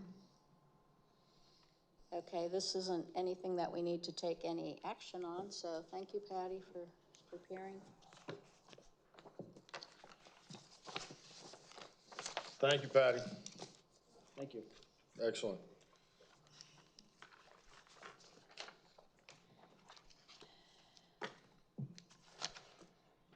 All right, the next item is 5B, to set a hearing date for Rosen Grant Conditional Use Application CU 01-25 for 3667 Route 378. We were going to request to, yes, I need to make a motion for this, to set the conditional use hearing date for November 5th for the Rosen Grant application. So the application is scheduled to be reviewed on the October 23rd Planning Commission meeting, so we'll have the hearing after that. Can I have a second? I'll second. Any discussion? What date again? What date you want to have? I believe it's our the November meeting date, right? First meeting in Or is November. it- Yeah, it's a regular meeting date. When are we doing the budget? We usually bring the budget out before, Okay. so the voters know by election day whether you're gonna raise taxes or not. That's when you don't want to be transparent. Twice they raised the fire tax after election day. Priscilla Get ready. pulls that up. Get ready, here it comes. Twice they've done it. Beware. Can we have a roll call? All I asked was when the budget hearing is. Ms. Aptoff Cordero? Yes. Mr. Carochi? No. Ms. De Leon? Yes. Ms. Ray? Yes. Mr. Benonis? Yes. They're gonna try and sandwich it with the budget, so they Motion don't say, passes. oh, we're here for 4 hours. We're here for 4 hours. For the public's benefit, we have to set a hearing date, and if we don't, we would legally be liable. You don't have to set it that So- date. You can set it any so date. You for us can even to- call it special meeting and set it. For us, Yes, you can. For us to even imply Refer. that we should not comply with legal requirements because of I'm some not. political agenda Can we that they move on? have Can is we get a point of order and move on? I mean, I don't want that date. blather. I don't want that date. We're on I want a to- special meeting or another date. On item say don't set a 5C, date. Pay authorization attention, to send Talkie. solicitor to the October 27th, 2025 zoning hearing board appeal for 3621 Lower Saucon Road. Our manager is requesting authorization to send the solicitor to the October zoning hearing board meeting for the appeal relating to this property at 3621 Lower Saucon Road. So I'll make the motion for us to do that. Second. Okay, do we have discussion? Yeah. This has been going on forever. My question is, has EAC weighed in on this? I mean, this is an environmental issue for what's taking place here. Is EAC going to be attending this? Have we made a request to EAC to attend this? I understand the purpose in sending the solicitor, but isn't EAC's purpose to try to prevent things like this from happening? I mean, they want to ban plastic bags from being used, but yet they'll spend more fuel in their car driving to their EAC meetings. So why aren't they going to something like this, which is clearly an environmental issue? Okay. Does anyone answer? Laura, are you part of The EAC? EAC does not I would- participate in zoning hearing board hearings. Aren't they residents and taxpayers? Don't they What are you have, talking about? can't they speak on behalf of the What are you talking about? EAC? I No. mean, they showed up here. They were here They for had the whole Drew landfill. Germanowski was They here. participated in the zoning hearing board for the whole landfill thing. What do you mean you didn't participate? Call for a roll You're call. nuts. Okay. You're nuts. Not an EAC matter. You're nuts. Carochi? Well, I have no trust in our solicitor to tell us what's going on, or to direct, he's not shown any integrity in a lot of these matters, as far as I can tell, and he doesn't communicate with us or tell us what's going on. He just amended a motion tonight at the last minute, and instead of calling an executive session to explain it to us. Probably because he didn't think about it in time. So no, not this solicitor, no. Ms. De Leon? Let's see, yes. Ms. Ray? Yes. Mr. Benonis? Yes. Ms. Aptoff Cordero? Yes. Motion passes 4-1. All right, next item is 5D, discussion and possible action for a landfill closure compensation fund. We did not receive any documentation specific to what we were talking about. This was requested by Mr. Benonis. So you can tell us what your topic. Yeah, so I had requested this. How much do we have currently in our surplus?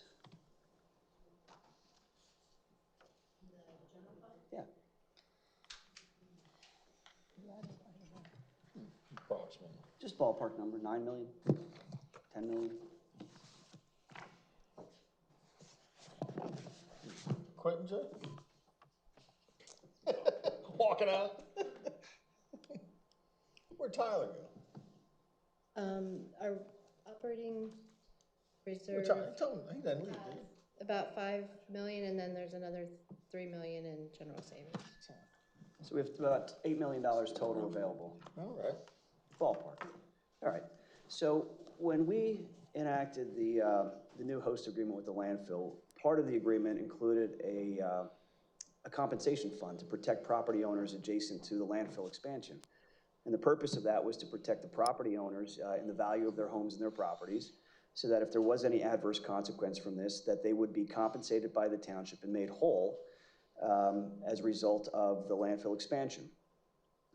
We did that specifically and with intent. I don't think that certainly was not in the prior host agreement, and I think it was something unique in Pennsylvania to have that sort of mechanism to protect our residents and taxpayers adjacent to the landfill. Since the majority of council is hell-bent on closing the landfill, there's going to be a consequence to everybody in the township. So my suggestion would be do something similar to protect all the other residents of the township and give them their money back. There's no reason for us to be sitting on $8 million of your tax money. You're going to be hit with taxes. We've already established that many times. In fact, we just talked about it earlier today with regard to the capital fund. So you're going to get hit with more taxes in the future. So these people aren't doing anything to plan for this.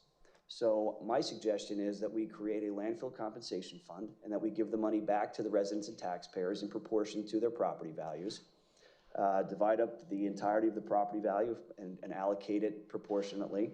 Give them their money back, let them invest it, because we clearly don't know what we're doing with it and we don't have any plan to do anything with it. So take your money back and use your money as you see fit, invest your money, and hopefully you can grow your money enough to at least soften the impending tax blow that's going to be coming from the landfill closure if it occurs.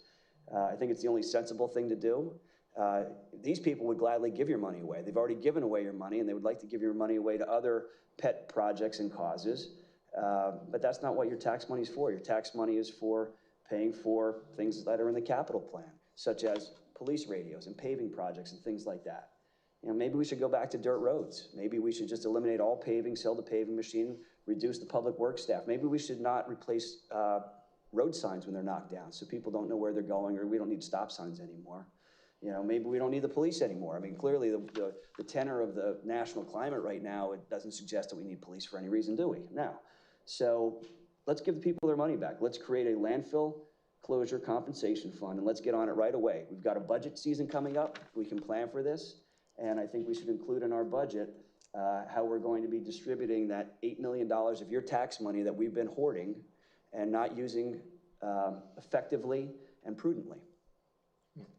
Well, I'd second that motion, but Thank you, Tom. they've confiscated, you know, your tax dollars, and they're going to confiscate more of it if this landfill closes.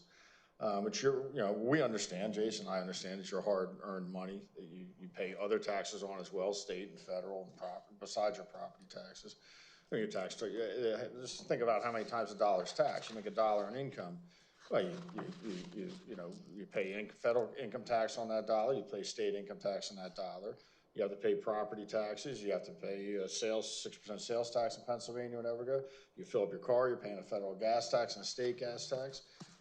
So that dollar's pretty heavily taxed, and it's just going to get worse with the closure of the landfill. So I'm in support of the fund. We shouldn't be confiscating people's hard-earned money. Something that these three don't know, because they at last I've heard at least two of them don't work, and Priscilla hasn't worked in 40 years, I believe. She's collected some type of, she won't ever tell us what it is. It was in the newspaper. She is fatigued, but she won't tell us what she was getting, workers' comp or disability or whatever. She's been doing that forever. Tom. And so she doesn't know about it, a hard dollar earned. She sits at home and it's given to her, I guess, or it has been. I don't know if that's the case anymore. I guess she eventually go to Social Security. The compensation fund, I think, is a good idea. We shouldn't be confiscating township residents' hard-earned money, especially for some of like for the police that's fine for roads that's fine as well. But some of these other things, I mean, instead of giving our employees bonuses last year, police included, and we'll get to how they wasted our police officers' time this morning, some of them who had to work night shifts the night before. But instead of giving our police officers and our employees bonuses last year, they spent $150,000, maybe even more than that, on pet projects to their political supporters. Some money went to a dance studio or some type of art dance thing that Victoria's child participated in, and a Democratic school board member's child participated in. That's what they think. Funny? That's what they think it's funny. It's false, and it's think a it's lie. funny. That's why I'm laughing, They think because you it's can't funny. tell the truth. They think it's funny when they give your hard-earned tax dollars to their political friends. The laughing by Victoria says it all. It says it all. It's It says it insulting. all. She thinks it's a big joke that your hard-earned money is wasted in this way. It's a big joke to her. Remember in November. Thank you. All right, So I seconded Victoria. I seconded his motion. Thank you, Tom. I second the motion. I You did got make that a on the motion. record there, Lost? I do, actually. I'm gonna try to be brief with this because we have a number of motions here, or a number of items on the agenda that have no supporting documents and no information and are put on here as a political ploy and a self-serving attempt to speak to the public and say a lot of untruthful things. So the first thing, when we talk about the compensation or the land buyback deal that the new host agreement talks about, it was one of the most insulting things I ever saw when that was proposed as part of the Phase 5 expansion and a land swap that was offered. They told the people of Steel City, which it was a very narrow area, maybe a little bit beyond Steel City, but a certain radius around the landfill, that they would retain their property values, but you had to participate in a very antiquated process. You had to send information to them, and if you sold your property, you would have to get a number of different offers or a number of different appraisals, and then ultimately the landfill got to buy your property. So it wasn't a very nice thing to do, in my opinion. I need to speak up here. If that was the basis of this and agenda the way that you're describing the property value protection program is inaccurate. If that was the basis, Don't have the agreement in front of you. If the host municipal agreement and the buyback option To be making for representations about that program that are inaccurate. Agenda, then it should have been placed with the agenda item so that the residents could read this buyback agreement for themselves and decide whether that was really a good deal for the residents of surrounding Steel City. To also argue that somehow this parcel is 1% of our township and therefore it doesn't really impact the residents of Lower Saucon because it's only over there, the 1% that we don't care about. Their property, it's I private think property. that if everybody looked at the area that we're talking about, it's hundreds and hundreds and hundreds of acres, parts that are part of conservation easements that provide beauty and support for our residents, that provide the same quality of life that To people reflect where Mr. Bononis that Ms. lives, Optoff Cordero that is speaking I about respectfully ask for the the floor. I think landfill that she's expansion. coming up out of order. I don't know why she's coming to the landfill podium. expansion is the It's subject of not- a piece of it's not- litigation. It's not appropriate. It's out of order. That she refrain I ask that from she making representations about the expansion because of her conflict and because of that pending litigation and because she's making inaccurate statements about the host agreement and the You're expansion. disrupting our meeting. Sit down. As I was saying, we should have had the municipal host agreement, which included this very, very lucrative deal for the people, to the agenda so that you all could make the decision for yourself. I don't know why it wasn't part of the agenda, if Mr. Bononis wanted to identify it, but we heard earlier this evening that on one end, I think I'm gonna wait until Mr. Bononis stops wasting your time. Little boy, and turn off your microphone. You're not speaking. I'm just trying to help her out here. I mean, she's hyperventilating. No, you're wasting everybody's She said time. she was You're gonna- wasting the residents' time, you're wasting the staff time, the police time, and council's time. 3.5 minutes. She's gonna So- be brief. 3.5 minutes. Because you keep on blowing into a bag. Yeah. So let's be respectful to everybody here, okay? Speaking of bags. So earlier in the evening, we heard a complaint that our capital fund was gonna go down, and oh my gosh, fear mongering, our, 5-year projection doesn't account for landfill closure and this, that, and the other thing. He complained that we were gonna lose money out of our capital fund, and now we have an agenda item where he just wants to basically, he wants to take all the money out and do nothing with it. No, I wanna give it to the He wants to give it taxpayers. back to you. Meanwhile, he It's your says we money. have It's your money. capital improvements that we need to deal with in the next 5 years. He complains that we have to pay for those things, but then he wants to take all the money out of our reserves to do that. The other most important thing I want to highlight is that this council, but way before I came on council, did the important thing to save money. They paid down their debt. They made sure that we were tax-free in that respect, so that we didn't have any debts, so that we could close the landfill. Thank you, Donna Louder. Thank you, Donna. So there Thank were you. multiple council members. There's one in the audience and one here on council this evening that did plan. Who's that? For landfill closure. So now Mr. Benonis plan? just wants to eat up all of the money with either just returning it back to you so we can't pay for stop signs and police stuff. And on the other hand, he wants to sit here and say, oh no, everybody's gonna be destitute. Our council did the right thing to save money, and to sit here and say that we have no way to plan for the future is ridiculous. And it's insulting to Ms. Louder. It's insulting to everybody else that was on this council that did that planning.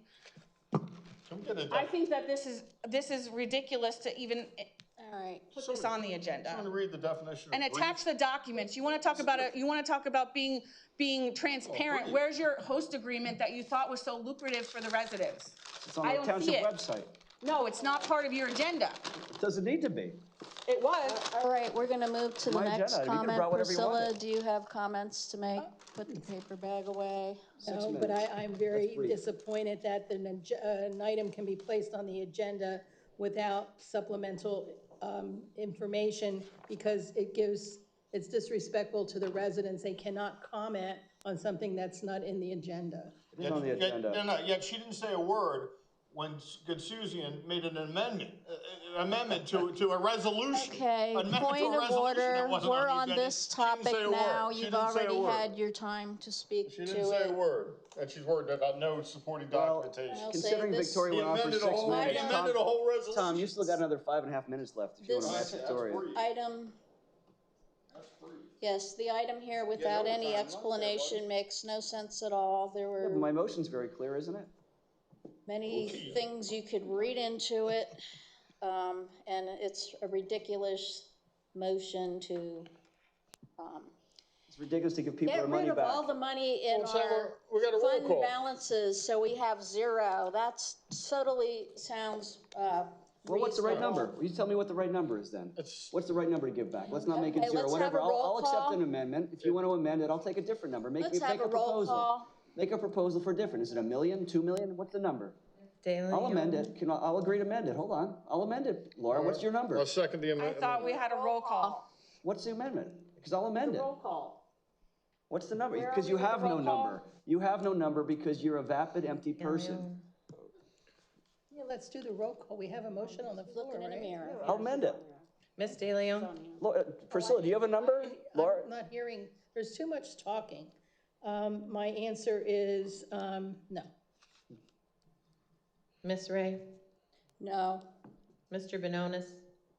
Well, we know how this is gonna go. I'm the guy that actually put a property protection plan in place for the people, and these people don't want to protect the rest of the taxpayers. So let's have that vote. I'm gonna vote yes. Ms. Optoff Cordero? It's insulting. You're insulting. No. Mr. Caroci.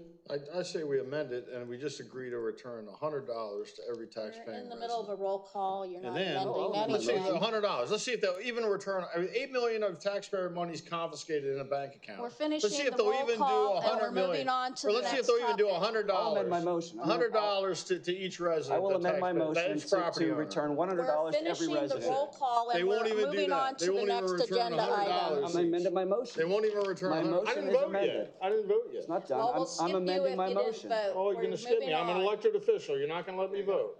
I'm You're not amending gonna my let me vote? motion. I vote yes. You gotta finish one roll call, and then if you wanna make a I motion. made the motion that we return $100 to every second that. taxpayer. He I second seconded You it. gotta finish He one seconded roll it. call first, and then you can make another motion if I you so did. choose. Making more motions. I make a motion that we, Yeah. Finish roll call, Mr. I did, Caroci. I voted yes. All right, what's your motion, Tom? I make a motion to return $100 to every taxpayer in the township Second. from the fund. Just $100. Pretty ridiculous. We're just gonna throw out numbers. You wouldn't even know what the I asked you total for a of number, you that won't is. give a That's number, so what idiotic. are you supposed to do, This stab whole in the thing is dark? idiotic. Let's $8 have a million. roll call. $8 million of taxpayer money in a bank account. Money for the employees, Yeah. that we have employees in this township. All right. Okay, can you be We'll quiet? get to them. We're Gray? not having public comment. No. Mr. Benonis. Yes. Ms. Aptoff Cordero. Sorry to the residents for wasting this time. And your money. Caroci. And stealing your money. Again, 8 million, they won't give you $100 back. 8 million, they won't give you $100 back. Yes. Leon. Motion fails 2-3. All right, 5E, discussion and possible action on Lower Saucon Township Bethlehem landfill versus Lower Saucon Township et al. Sunshine Act violation. Again, no particular reason for this on here, no documentation provided, and this was requested by Jason. Well, the documentation was provided by a solicitor on or around July 9, 2025. I believe everybody was on the email for that, and the same day I had requested this as an agenda item. So it goes back to Steve Gutsuzian's letter to all the members of council, and it says, as an update, the landfill has filed an appeal. They've also filed a statement of errors complained of on appeal, a copy of which is enclosed. This is part of the process of an appeal. No response is required from you. I just wanted to keep you updated. No legal interpretation whatsoever of the statement of errors that was provided. And Steve has come into meetings, and as I recall, has said, well, you know, we won on preliminary objections and the landfill's litigation. This is the litigation that stems from the violation of the Sunshine Act, where the majority of this council, not Tom and I, somebody instructed Steve to undertake activity to reverse the township's position with regard to litigation involving the landfill. And it was brought forward that there was a Sunshine Act violation. It was never on an agenda. It was never discussed in a public meeting. It was never discussed in an executive session to vote on this. So, of course, the landfill filed a lawsuit because of this illegality, among other things, including Victoria's conflict of interest. And Steve talked about the fact that we won the POs. Well, the fight's not over, and I brought that up. I said, it's not over, there's gonna be an appeal. And of course, there is an appeal. So I think the public should know that there's an appeal, and we continue to spend tax dollars on this nonsense because we're paying for the solicitor to participate in this and to do various things with regard to it. So among the errors that were identified by the landfill in its statement, and this is a public document, anybody could go to the docket and pull a copy of this. The docket number, if you're interested, Northampton County, Court of Common Pleas. Would you stop speaking, please? Not part of our. Hello? Can I have the floor, please? Will you get How much control for of your colleague? transparency? Docket number C48 CV 2024-4294 is the docket number. And you'll see in there the rulings from the court, and you'll also see the statement of errors complained of. First is the landfill says that the trial court failed to properly apply the standard of review for the preliminary objections, and also that there were fundamental factual errors as demonstrated by the findings from the court. It neglected to correctly apply the appropriate standard of review for disposition in the nature of a demur. Talks about count 1, that township council persons voted in secret. Count 2, ratification motion was not placed on the agenda. Count 3, there's an alternative claim brought against Mr. Gitsouzian for filing the joinder brief reversing the township's position in the related litigation without the express permission of township council, thus exceeding his authority. Goes on to talk about the different areas, counts 1, 2, and 3, about the facts that are pled in paragraphs 96 through 100 of the complaint, where the landfill preserved its challenge. The court says they didn't preserve their challenge, but it says right there in the document that they did, paragraphs 96 through 100. That the court improperly made a factual determination that the councilperson's alleged secret vote was properly ratified on May 1st, but again, that was not an agenda item. The trial court should have accepted those facts as true for purposes of this complaint and allowed the case to go on, is what the argument says here. And that the landfill is requesting a declaration that councilperson Victoria Optoff Cordero has a conflict of interest related to the votes on this expansion. It stated a claim that she has a conflict of interest with regard to that. The court says that it didn't, the landfill in its pleading didn't say what if any legal work was performed or funds that were raised or expended, but specifically the landfill's complaint says Victoria was involved in conditional use proceedings, the original procedural validity challenge, the current procedural validity challenge. Would you stop shaking? Are you nervous? I'm waiting for you to show me the money, because I'm waiting for money. I'm reading what's in the pleadings here. Pending substantive validity challenge, pending declaratory judgment litigation, pending land use appeal of BLC's preliminary land development approval. She was engaged in performing substantive legal work such as research and fact-finding. She was assisting with the retention of experts, and she was acting as a liaison between her parents and other individual opponents and Mr. Astique, who's the lawyer involved in representing these people. This is pled. Allegations. So, excuse me. This is pled, but they're allegations. But Yeah, these are allegations that have been thrown out from court twice because she can't help herself. She can't help herself. She has a condition that makes her blurt out when she knows she's caught here in a problem and it's embarrassing to her. It's hard to embarrass her, I'll tell you that, because it's tremendously embarrassing sitting next to her. But blonde donkey.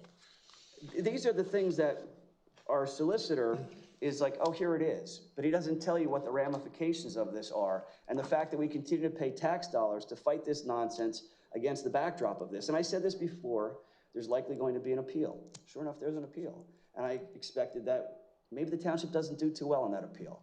So my purpose in putting this on the agenda tonight is to first bring to the public's attention the fact that this response was filed and what it says, that the township's position is a lot more tenuous and on thin ice than what has been represented to the public before, and to also suggest that the township stop this nonsense and stop wasting taxpayer dollars fighting a frivolous lawsuit that I think in the end is going to be indefensible. I was there for the meetings. I know what was said and what was not said, and I can tell you there was never any discussion about taking a contrary position to what the township's position was, and there was never any vote on any authority to give Steve to undertake this. So I'm going to make a motion that the township immediately stop the nonsense and that the township withdraw its opposition to this lawsuit and that the township undertake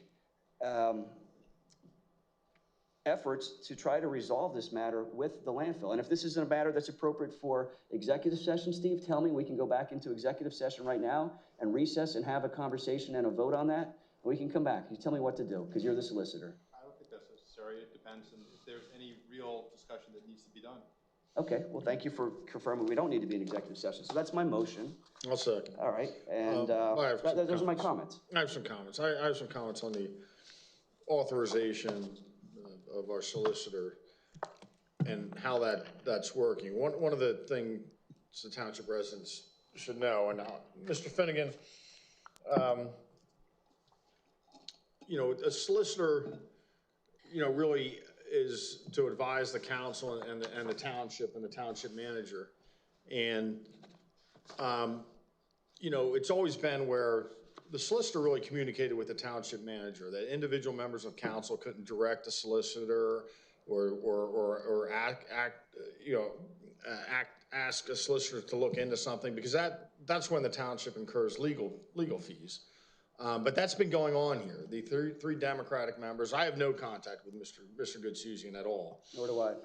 But the three members of council, three Democratic members of council contact him, I believe, quite regularly. The reason I believe this is because when I talked to Mr. Finnegan about the legal bills, he sees where the township is being billed for communications he's not having with Mr. Goodsouzian. And it's in addition to council meetings. Obviously, he bills for council meetings and he bills for other stuff that he's been authorized to do.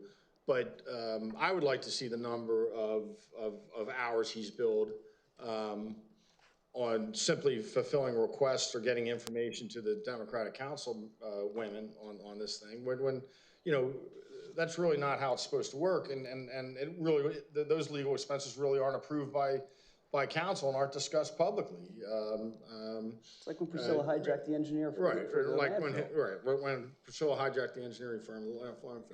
But You had Mr. them going Finnegan, out to can do you please enforcement, confirm? Priscilla. You had them going Can you out. please saying, confirm that in other municipalities you've worked at, that the solicitor was not directed by the council members, he or she was directed by the township manager, is that correct?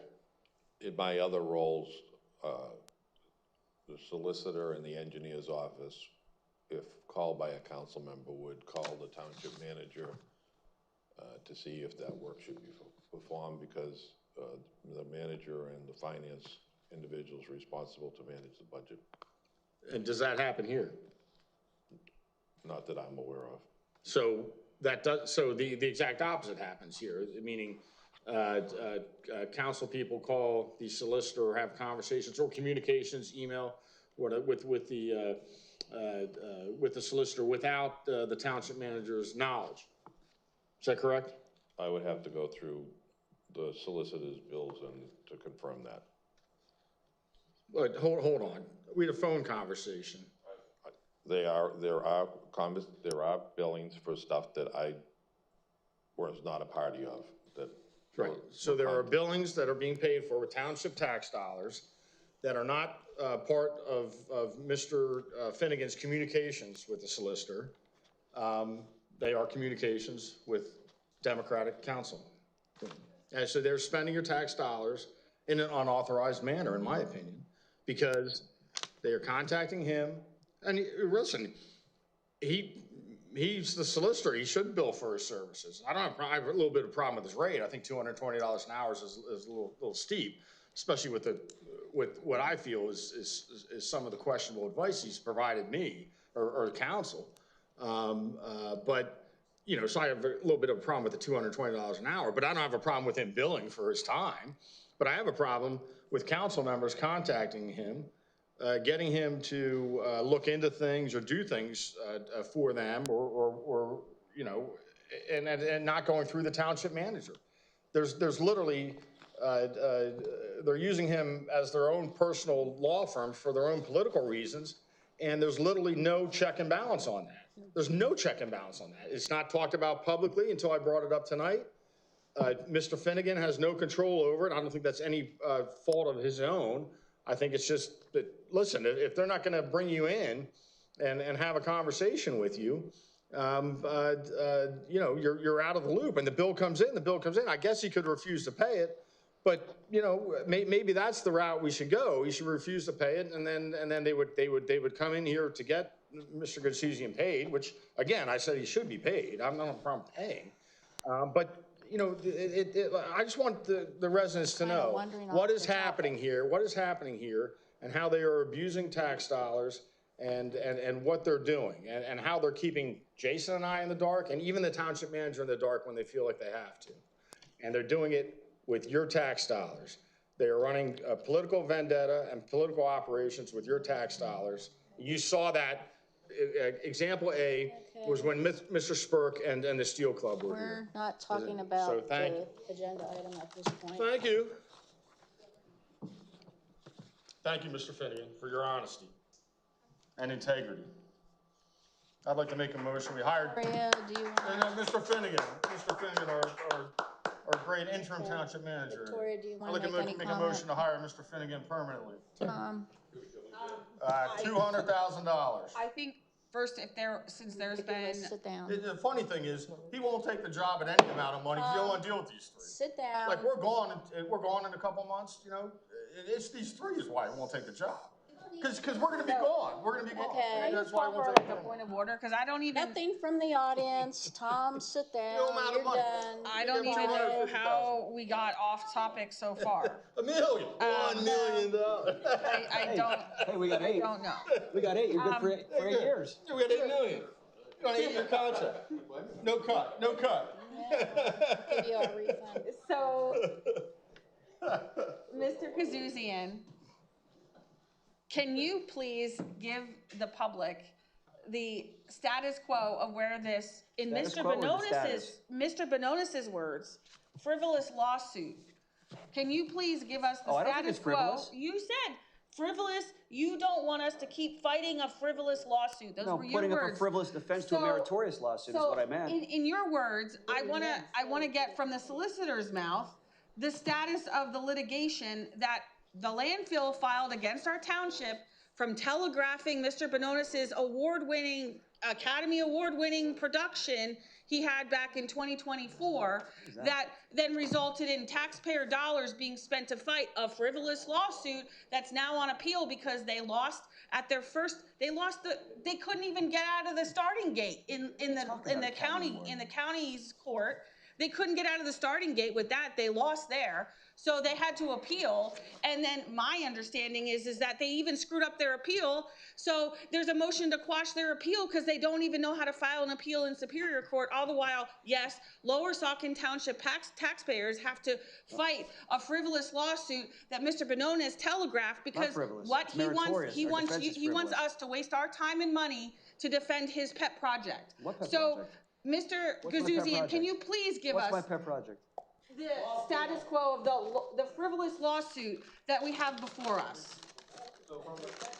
And can you, I know that you lean back a lot. If you could just speak into the microphone, please. From a big picture standpoint, the Bethlehem Landfill Company filed a complaint. It might help you. It was dismissed at the preliminary objection level on various You counts. can have it. You want it? You can have it. Landfill then withdrew a complaint. Talk louder, I cannot hear down So here. lost on all aspects or withdrew on all aspects, then took an appeal. What Mr. Bononis was reading from was the statement of errors complained on of appeal, which is the landfill's position. Currently, it remains on appeal. There is a motion to quash the appeal that's been filed, and that is pending. So that's where we are. How long has it been pending, Steve? Don't know. And just so I'm aware, they threw out, the court threw out the allegations that there was a sunshine violation. All those were dismissed by the Court of Common Pleas. Just like that defamation lawsuit that I filed against you, All that of we that won was on appeal. dismissed by Remember the that Court one? of Common Pleas, Remember the one meaning that's our still judges. ongoing? Yeah, the one that you Remember can't that? win. Yeah. Because that's not what the Superior Court Stick said. to the topic of the agenda. Well, I'm explaining, I'm giving her an analogy, because she claims to be a legal scholar, but. If you would have had the link to the document, we wouldn't have had to sit here and listen to you talk about it. Well, link to We what could have- document? The people You could have have the read it. document. You have the document. The item on the agenda is exactly the same as what you provided to us. You could have put it on the It's agenda. the same item. Residents. The title of his document is Lower Saucon Township / Bethlehem Landfill versus Lower Saucon Township et al. Sunshine Act violation. That's the title of the letter, that you received it. You have the letter. You should put all What of am I this supposed to do, I'm spoon not feed it to talking you? about the letter I'm supposed to spoon feed it to you? You have the documents. I'm not doing your job for you. You failing to Priscilla, you don't have a provide job, you information. can't do a job. I'm not doing it for you. That's what I'm not doing your job for you, Priscilla, I'm sorry. Talking, Jason. Sorry to Not the doing it. residents that you don't get to read all of the frivolous lawsuits that were filed and the responses by the court. Yeah, and he could have given it to you very He didn't want you to hear what the quickly with court link. had to say You about have the it. complaint. He didn't want to hear the motion to quash either, so he just cherry picks his words. It's a letter from our attorney to us. You have it. You can put it out there if you I'm want ready it. for a roll call. Okay, I don't even think there was a motion on the floor. I don't know, did you? What was Please the do. motion? Please enlighten us, Laura. Please take up more time. You made a motion to what, your motion? Yeah, it's a ridiculous motion. I don't think it's appropriate to be talking about the ongoing law case anyway, because that gets The solicitor handled said it in was. the court. So he's the lawyer, you're not. Okay, Should we go back to executive He's the session? lawyer. He said no. anyone watching can see how much listening happens, so you can imagine what happens in our executive sessions when we have them. I think they're fun. There's a lot of screaming over everybody. really slowly so they And could these understand, guys didn't I? kind Did I of talk don't too really fast? know what's going on because they're guess I too talked too busy fast, Laura, I'm screaming at sorry. you. So I'll just say that comment. Let's have a roll call. No, nobody addressed the, not one of these, you notice not one of them defended my accusation. It's not an accusation, it's We're real. It's having a roll confirmed by, call. You're done talking. confirmed by Jay that they use our solicitor for their personal political projects. Not one of them addressed that or denied that. Not one of them I'll addressed that. deny or it, denied because it's false. It's Yeah, outrageous that you would allege that Jay, people are using the that's funny. solicitor for our personal No, interests. And it would be professional. an ethical violation of Mr. Political. Gazouzian to even entertain that. Political. So to then suggest it and then try to trap our acting manager into some allegation that you think said- is true is ridiculous. I said they're personal I think political you have and he your confirmed agenda it. items wrong, because the next one is what you're talking about, take not it. this one. Oh, good, I'm Get talking your about it agenda again. items right. For free, I'll give it to you for free. Can we have a roll call so we can move on? Mr. Benonis? Yes. Ms. Optoff Cordero? No. Mr. Carochi? Everything I said was confirmed by Mr. Finnegan, the professional, political. That's not the all- answer. That's what somebody said. Hey, Personal political too. make a That's vote. personal We're political too. having a roll call. Yes. Wait, no. Mr. Finnegan, did you confirm? Oh, that's right. We're finishing a roll call. Let's finish the roll call.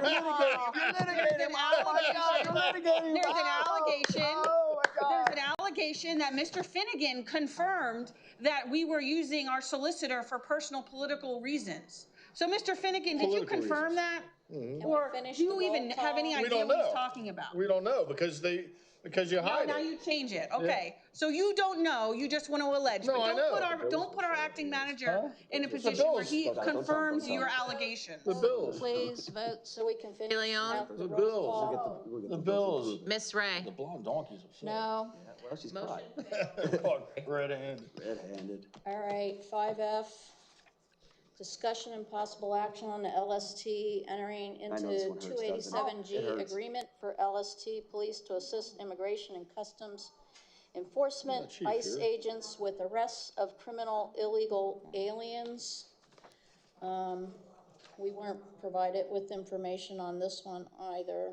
Well, the cites to what the thing is, which is a 287G agreement, but I'll start because this is Well, my you know, item. normally you would maybe include a copy of that, what that is, or Or maybe why you have you a want thing to called do the internet this, and you can or type in 287G any of agreement, that look at stuff. it. Hey, I'm trying to save paper. That's Okay. all I'm doing. I'm an environmentalist here. Maybe the solicitor doesn't help us, so maybe, you know, maybe if the solicitor Maybe he can helped help us. you. You've already used them. Uh, All right, so I asked for this to be on the agenda.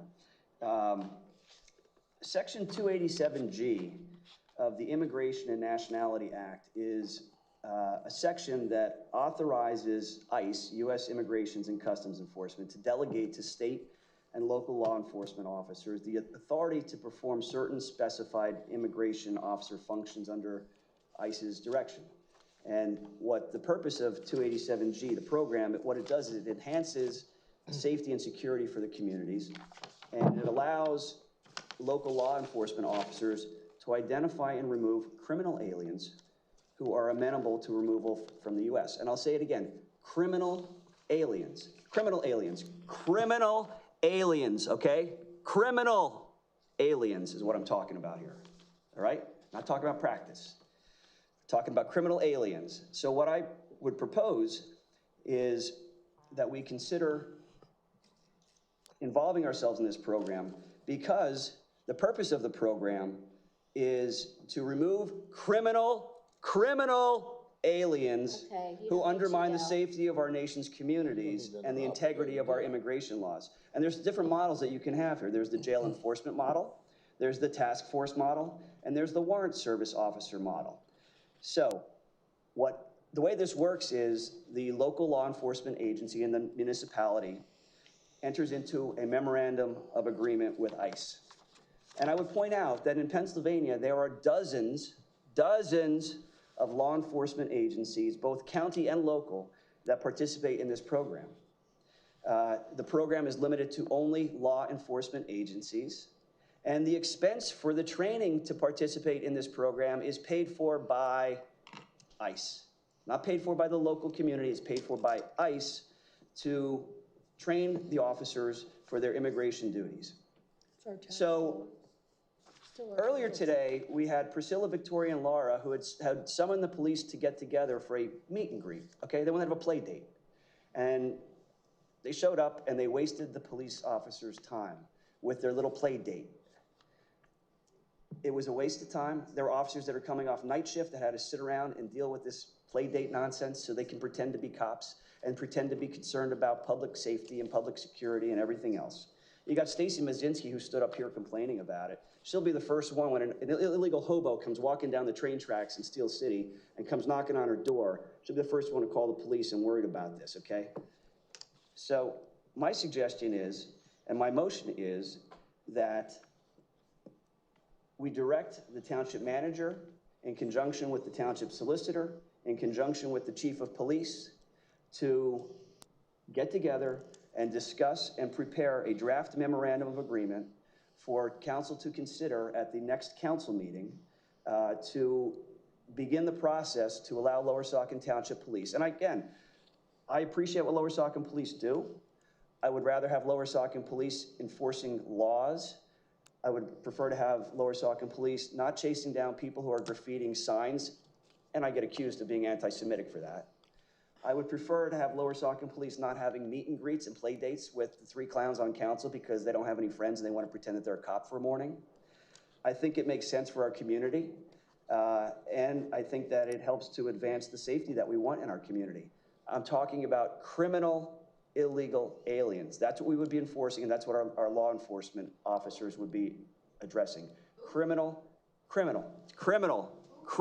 illegal aliens is what I'm talking about. So, and again, I would give a lot of deference here to Chief Barnt because he obviously oversees the department. And I would also ask for the encouragement and the participation of the police officers. They're subject to the police, they're members of the police union. We have an agreement with them. I don't know where this would fit within their delegated responsibilities within that agreement, but I hope that they would be willing to embrace this because it really goes to their core function in providing public safety. That's second.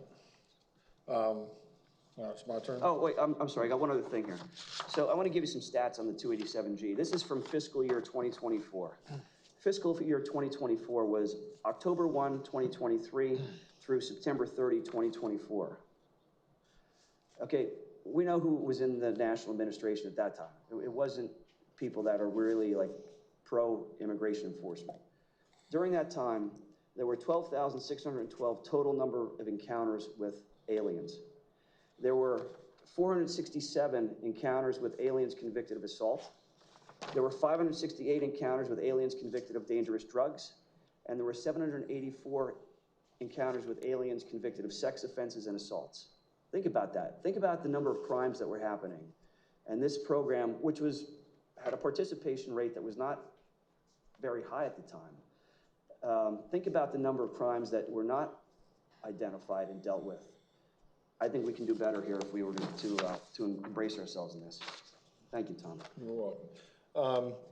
So, you know, I think this is a good idea. I think our officers, you know, they should assist. They should always assist if they can be of assistance, whether it's the FBI, ICE, Upper Saucon Police, Bethlehem Police, Fountain Hill. I mean, if they can assist, you know, they should. And, you know, assisting getting criminal illegal aliens, a lot of them who already have removal orders out of the country, I think is perfectly reasonable. I don't see really what the controversy about it is if they're coming. A lot of other states are having problems with this because they won't do it. And that's how some of these other people who are hardworking people get caught up in all this. But, you know, they say they support the police, but they'll vote against this, and they really don't. And I think they saw this on the agenda. They wanted a dog and pony show this morning. I mean, can you imagine, you're an officer. You just worked all night, and you got to stick around till these meetings, I think, were like at 11. When were the meetings, Jay? 11:30, 11:45? Or when were they? 11:45 to 12:15. Right. 15 minutes each. You just get off. You just worked all night. You get off. You're working into like the Star Wars bar scene with these three, right? You know, it's just, it's unbelievable, right? And then you gotta like explain to, you know, like a guy just works, whatever, 12 hours, it doesn't matter. Even if you work 8 hours. Can you stay on the Then topic, Tom? I am. This No, is you're this is not. about assisting our, please. No, And you gotta explain what police officers do to Lost. I mean, really? I mean, what are we putting these guys through? Then, when we asked them for bonuses last year, they won't even give them bonuses. They gave $181,000 to pet projects instead of giving our officers bonuses. But they insist that they show up this morning, no matter whether they were on duty or for a fun play date, so they can say they support you and we support you. And I'm sure Lost had 100 dumb questions, but you know, we need to treat these guys better. We shouldn't be putting through 45 minutes of hell with you three. Thank you. I'd just like to say that that ARPA money, that the police and the staff and the employees did get bonuses twice out of that money. Yeah, from us. And the third time, we decided to put it into the community, because that was part of what the ARPA funds Because they don't support the police. No, we already supported them the first and second time. When you give it, Okay, you know what? We're not talking about ARPA funds, so let's not talk about it. Tom, when you sit give down. township Go employees refill your bonuses, cup. you are putting the money in the community. You are putting the money in the community. When you give our police officers bonuses and we give township employees bonuses, you are putting it in the Can we community. just stay on topic? We're talking about the request to do ice training. Yeah, And I Priscilla, don't know get how on we got topic. into ARPA funding. Priscilla brought it up. No, he talked about the bonuses. You brought it up, Priscilla. Own it. Own it. The donkey's calling you out, Priscilla. Well, we got a big cat fight here. Big cat fight. He's admitting it was his fault.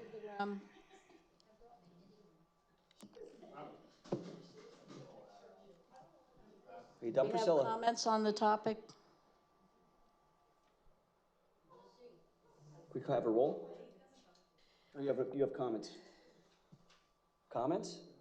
No comments on this, I don't see the surprisingly. necessity in this because I Because you're a don't know Democrat and that you we have support an illegal illegal immigration. immigrant problem in Lower Saucon Township. What if we do? And our police How do you already know? cooperate with All it takes is the one. local agencies that they normally do. I don't Remember think in they need November. All it to get takes is into one. this. Remember in November, they don't support the police. Yes, roll call. Ms. Altaf Cordero? We don't have people that use the library, but we paid for that. We don't have people that use the library, but we quiet. paid $1 million You be for quiet, that. Lost. Shame on We're them. not even gonna get our Donna's option. right. Shame It's on them free. is right. It doesn't cost anything. Yeah. It's free. And it's That's not criminal, accurate. illegal aliens. To say it's free is completely inaccurate. It's free. The training is It's free. not free. Donna, stop disrupting the meeting. Donna, stop yelling out from behind. You stop yelling at her. Donna, stop disrupting the meeting. Lost, stop Somebody yelling that's at her. running for Lost, council, I stop would yelling hope at that her. you would at Lost, least stop understand yelling at basic her. decorum. Lost, stop Okay, yelling at we're her. gonna have a recess if we can't act All right. right. You All know, right. nobody, Recess. nobody is respectful around Recess. here. Recess. Dorcas dumped off a busload of them Okay. across the street from the Recess. McDonald's. You don't care about that. Recess. And where do they Certainly go? much They more scatter than like any of cockroaches you. into the night. Recess. For If recess? anybody voted. Starting the roll call at Ms. Altaf Cordero. Stacey's There it always is. so great. We're starting the roll call. Cordero. I said no. Okay, I'm sorry, I didn't hear you. Mr. Carochi? Party loyalty is Yes. stronger than community Ms. De loyalty. Leon? Ms. Ray? No. More Mr. Benonis? This just exposes that their party loyalty to national politics is more important than to the community. Yeah. They care No, it more means about that we care politics about than our public community safety. first. They're This more, isn't a- this they're isn't a more place- loyal. We're They're- done with the place to debate discussion. Yes, my political vote is yes. and Would you national stop speaking? I'm topics. trying to vote. No, They're more- no, I'm not gonna I'm stop voting. talking. They're more I'm loyal. making accusations. Stop interrupting Right. Stop staff. making accusations It's the and truth. speak the truth. It's the truth. Stick to Lower Own it. Saucon and Own get it. off your political Own it. microphone. Yeah. Own it. They're more Own it. they're more loyal to criminal aliens than they are to township residents. Their loyalty was with criminal Okay, aliens. back of the room, What, outside, quiet. it's Hollowhead. It's Back of the Hollowhead. room, Look at Hollowhead's It's that, turned around. it's that lady that was at the That's it. Phillies game, I Back think. at Hollowhead. I think Can it's the you lady all that be was at the Phillies quiet game and back the one who took the there? baseball from the kid in Yeah, Miami. I she's think a that's Phillies her. fan. I'd like for you to be it's that lady. removed. Can we be She's the Phillies fan quiet that took the back ball. The lady that took there? the ball. I'm not All sure. of It looks you. like her. Yeah, she looks Please be like her. quiet. Got that You're crumb bum haircut. disrupting the meeting. You are all all disrupting the meeting. I'm not, she is, she's the one yelling out there. Mr. lady. Bononis, Mr. Call Carucci, finish. Ms. Louder. I tried to vote and you Who interrupted else? me. Okay. We have numbers of people Oh, that are except Mr. disrupting. Ozemic. They're all Ozemic's angry now. together. Now you got it. Hollowhead had her head turned Okay, around we're and gonna looking have at a Deb. recess. And We're the only having a thing, the only recess. two you named were the Stacy, we're just candidates. recessing. You're a joke, you're a fraud. The only people you named were the We're candidates. in the middle of a Hollowhead had her roll head call. turned Poor around. Stacy. I think, yeah, that's it. Are you recessing? Oh, it's over. Is the meeting over? Right. Go to the bathroom. Did the motion pass?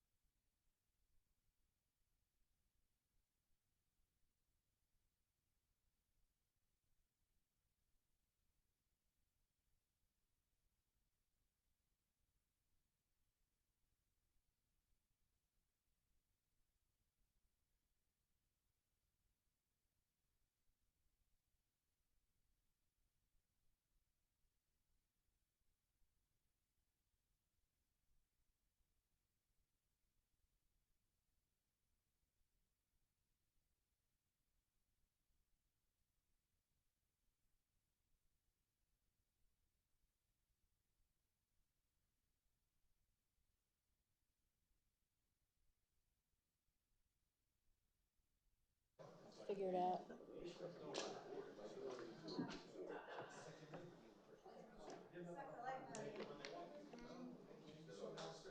Right, right. We spoke. Okay, I'll just, In a meeting in the ladies' room. okay, the time is 9 o'clock and we'll reconvene. It's 9:01, actually. Stacy was gonna give a recap of our roll call vote. Just on the last item, agenda 5F, failed 2-3, just for the record.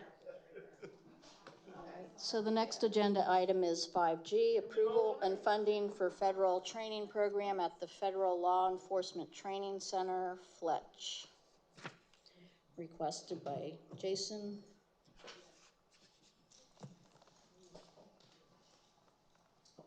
Approval and funding for the FLECT? I wouldn't talk about this. I think wasn't this I requested didn't by request chief? that. We didn't talk about this. I did? Yeah, let's do Don't it. even know what he did anymore, just Well, it wasting your doesn't really time. make sense at this point since we, Yeah, well, this is. I thought it was free. Maybe he doesn't know. It is. Well, he Is it clearly related didn't to the know. 287G? Oh, Oh, well, well, let's do it then. Let's fund it. You just said it was free. No, we're just funding. Oh, it's not free, okay. I'll make a motion to Remember that, remove it. folks. I'll make a motion to remove it from the agenda because it is free and there's no No. reason to do this. And I guess, Jay, did I request this in response to your email that you had sent to me when I requested this item? It was part of Come the original prepared, request. Mr. Bononis. Why don't you shut your mouth so I can Come talk to the prepared and know manager? what you even put on the agenda before you waste everybody's time. I didn't put this on the agenda. You did. Why don't you shut up?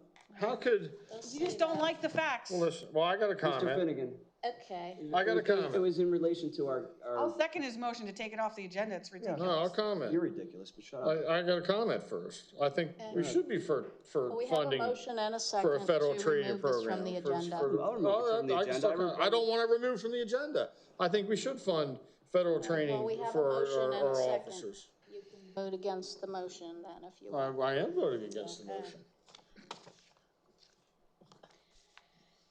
I mean, I don't know how you can meet with them this morning and say you won't fund All right, training I for guess them we now. can do a roll call because we have a motion and a second to remove this item from the agenda. Croce?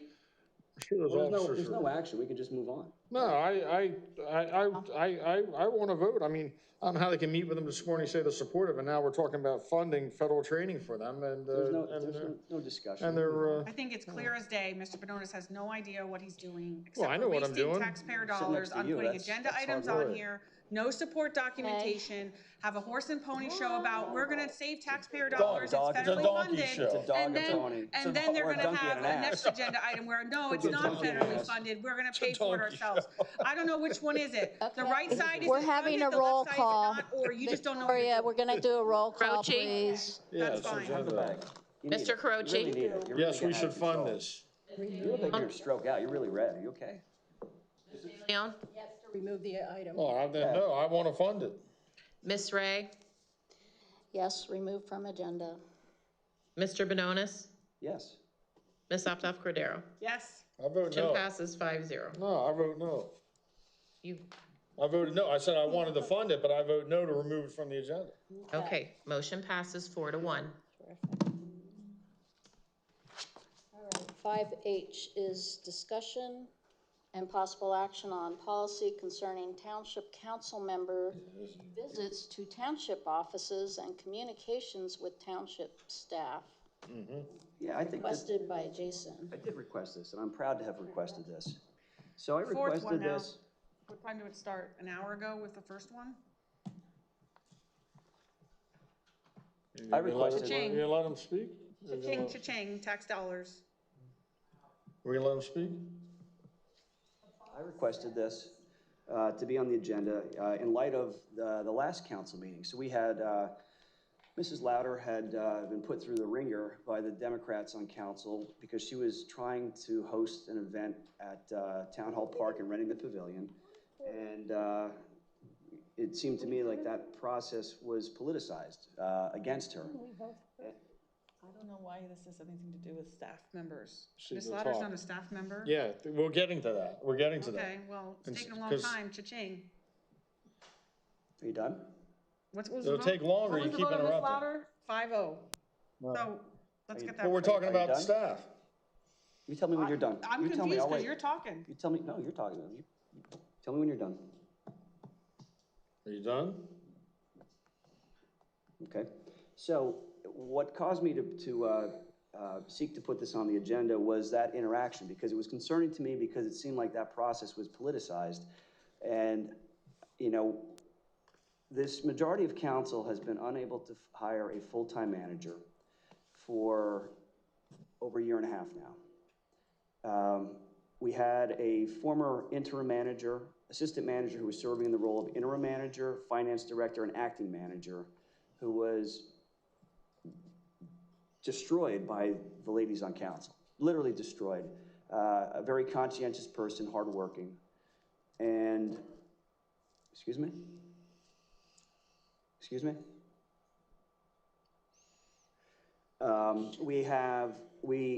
We did not have a finance director for a while. We don't have a full-time zoning officer.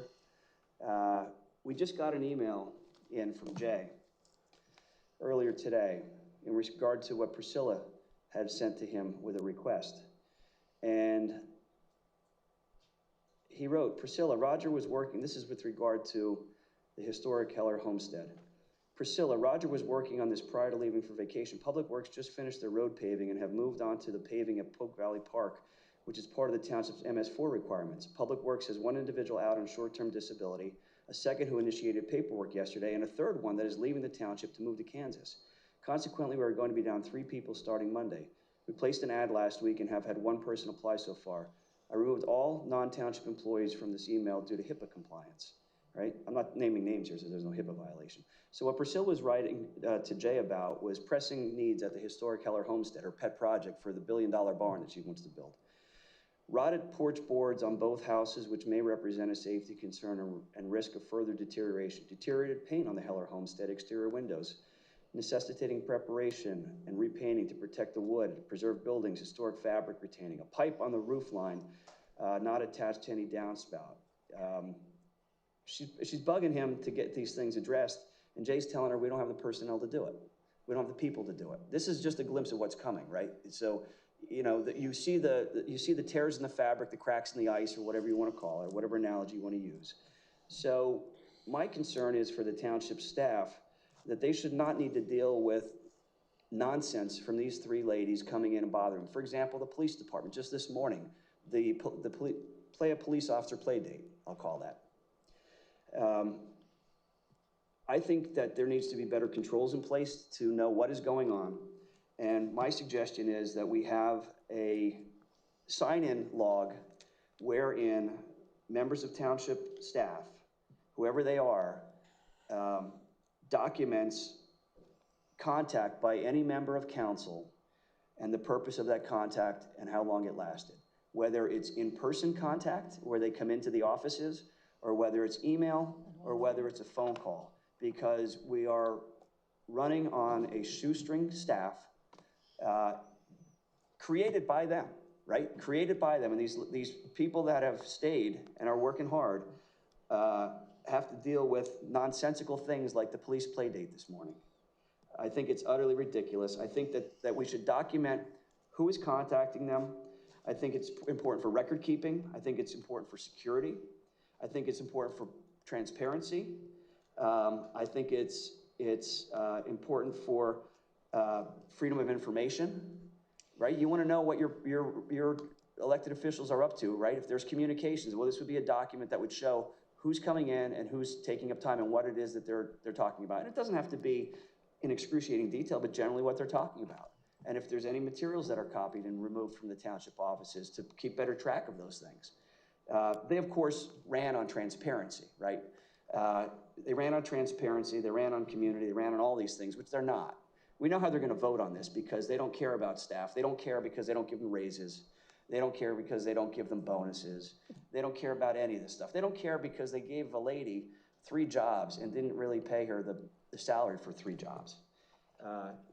And by the grace of God, Jay Finnegan fell into their lap. Jay was coming in to provide some assistance, and he now, unfortunately for him, because he was enjoying retirement, I enjoy having Jay here. I think Jay's very competent.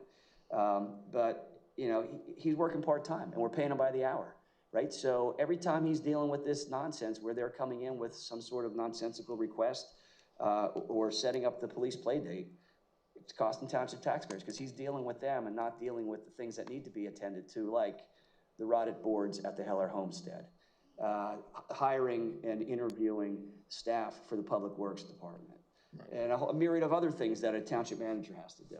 So I think it makes sense to put this in place because I'm not saying it's going to curtail their behavior. I'm not asking them to, they got to do what they think is important and necessary for them to represent the residents of the township. But I think that there should be some mechanism in place that shows exactly what it is that they're doing with it's township taxpayer money.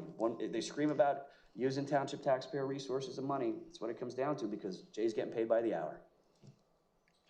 Can I say something, Laura? No, you're not. No, it's my turn. You'll get your turn. We're going in alphabetical necessarily order. your turn. We go in order. We've always gone in order. We're always going in order. No, we Now, don't so I got always go in something to say. order. I got something to say. And out of different- all I that, got did something you to make a say. motion I at got all? to, yeah, he said about the log. You made Yeah. the motion log and I seconded it. Yep. Now, I'm gonna get, and I'm gonna say, And I would defer to Jay as to what the content of that I'll law say should this, be. that I have something to say about that, about the log and Jay doing the log. I do have something to say that, but I will say that Priscilla's email this morning about the Heller Homestead is ridiculous. Jay's, when I talked to him, he was helping with the paving project as far as making sure he drove up there to make sure cars weren't parked on the road, needed towed. He was, trying to hire a public works guy and all this. And we got Priscilla, pain in the ass Priscilla, emailing him about the Heller Homestead and a rotted board. I mean, no wonder, like I said, Jay, what if we paid you $1 million a year, would you take the job? And he's like, no way in hell, no way in hell, he tells me. And there's a reason, And remind you, he says this knowing that Jason and I are off the board in December. He would just have to deal with these three clowns and whoever else is elected. And he won't do it. So that's one thing. Okay, now is this law? An offer, What's that?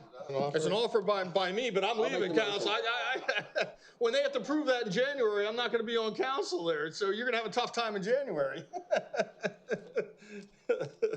But getting to the law, and Jay's great, we're lucky to have him. So he keeps the, all right, so as to last meeting, Donna was here to have a political event that these three politically harassed her for having. It was all, just go look at the minutes and go watch the videotape. Now, it was told to me by someone who is not a township employee, so don't blame them, that prior to the meeting, Victoria and Lost came to the township office and spent over an hour poring over Donna's application to try and find some way to knock it out of the box.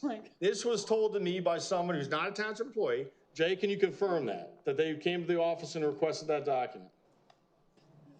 Not that I recall. Okay, all right, then maybe you don't recall, but this was, I have this on pretty solid ground. And, Found by not an employee. True. And so to knock them out. So they just want to shut up any political opposition and anything. They say it's not true, Donna. I think you were told the same thing by somebody else. You just heard from Mr. Finnegan himself that nobody Right. came in here to They're review calling me a her liar, document. Donna. You gonna address that? Did it happen? It was Vic. Somebody did come to me and say that Victoria and Laura were in there looking at my application, Yeah. going through stuff. Mr. Finnegan, did I ever come into the township and ask to review Ms. Louder's application and do the allegation that wasn't You didn't from a ask township him. employee? You came in. You probably asked I'm somebody sure I else. was here for an hour and a half and maybe Mr. it's- Finnegan had no idea I was Yeah. here. Maybe you snuck in. Yeah. You're hard I to see snuck in sometimes. through the back door. Yeah. You're petite. You know, and all you the can't other see you. staff members They didn't did. see it. It was something that happened. Me- Mr. Finnegan, did I ever ask you to review Ms. Louder's application? Me and Donna heard it from the same person, Did I- and he wouldn't did I- necessarily know. Mr. Finnegan, did I ever ask you to review Ms. Louder's application? No. Did I ever ask you to put this on council's agenda for her application? Did I say that we needed to hear it before council? Was that my decision? Staff followed policy as outlined in the two applications. Thank you. Well, when you badger the guy like that, no wonder he won't take $1 million a year to do it. I mean, Jesus, I wouldn't put up with it either, Jay. She's badgering you with questions all night. I mean, who would do that? Certainly not me. I think it speaks volumes to the public. I think it speaks volumes to the public that you have somebody running for council. Right. I think it The speaks sign-in sheet, volumes. you wouldn't have to answer these questions, Jay. I think it speaks volumes to the public. I want you all to understand, you have somebody running for council that wants to make an accusation that other members of council pinpointed her and selected her and called her out and wanted to bring her before council. But does she ever go to any members of the staff to confirm whether or not this happened before she makes an allegation? No, I made the allegation. No. I made the allegation. She just confirmed it from the audience. She just sat there and said, I heard from somebody that Miss Ray and Miss Optoff were here snooping through my application for an hour and a half in council, and this is all politically motivated. Doubts protest too much. We know it's true now. We know it's true now. Doubts protest too much. We know it's true. And then look at that meeting. Look at that video. He doesn't want the public to hear what I have to say, so he has to talk over me. No, that's you. He can't handle. He can't handle it. Right. So I'm going to say it again. I'm going to say it again. Miss Louder just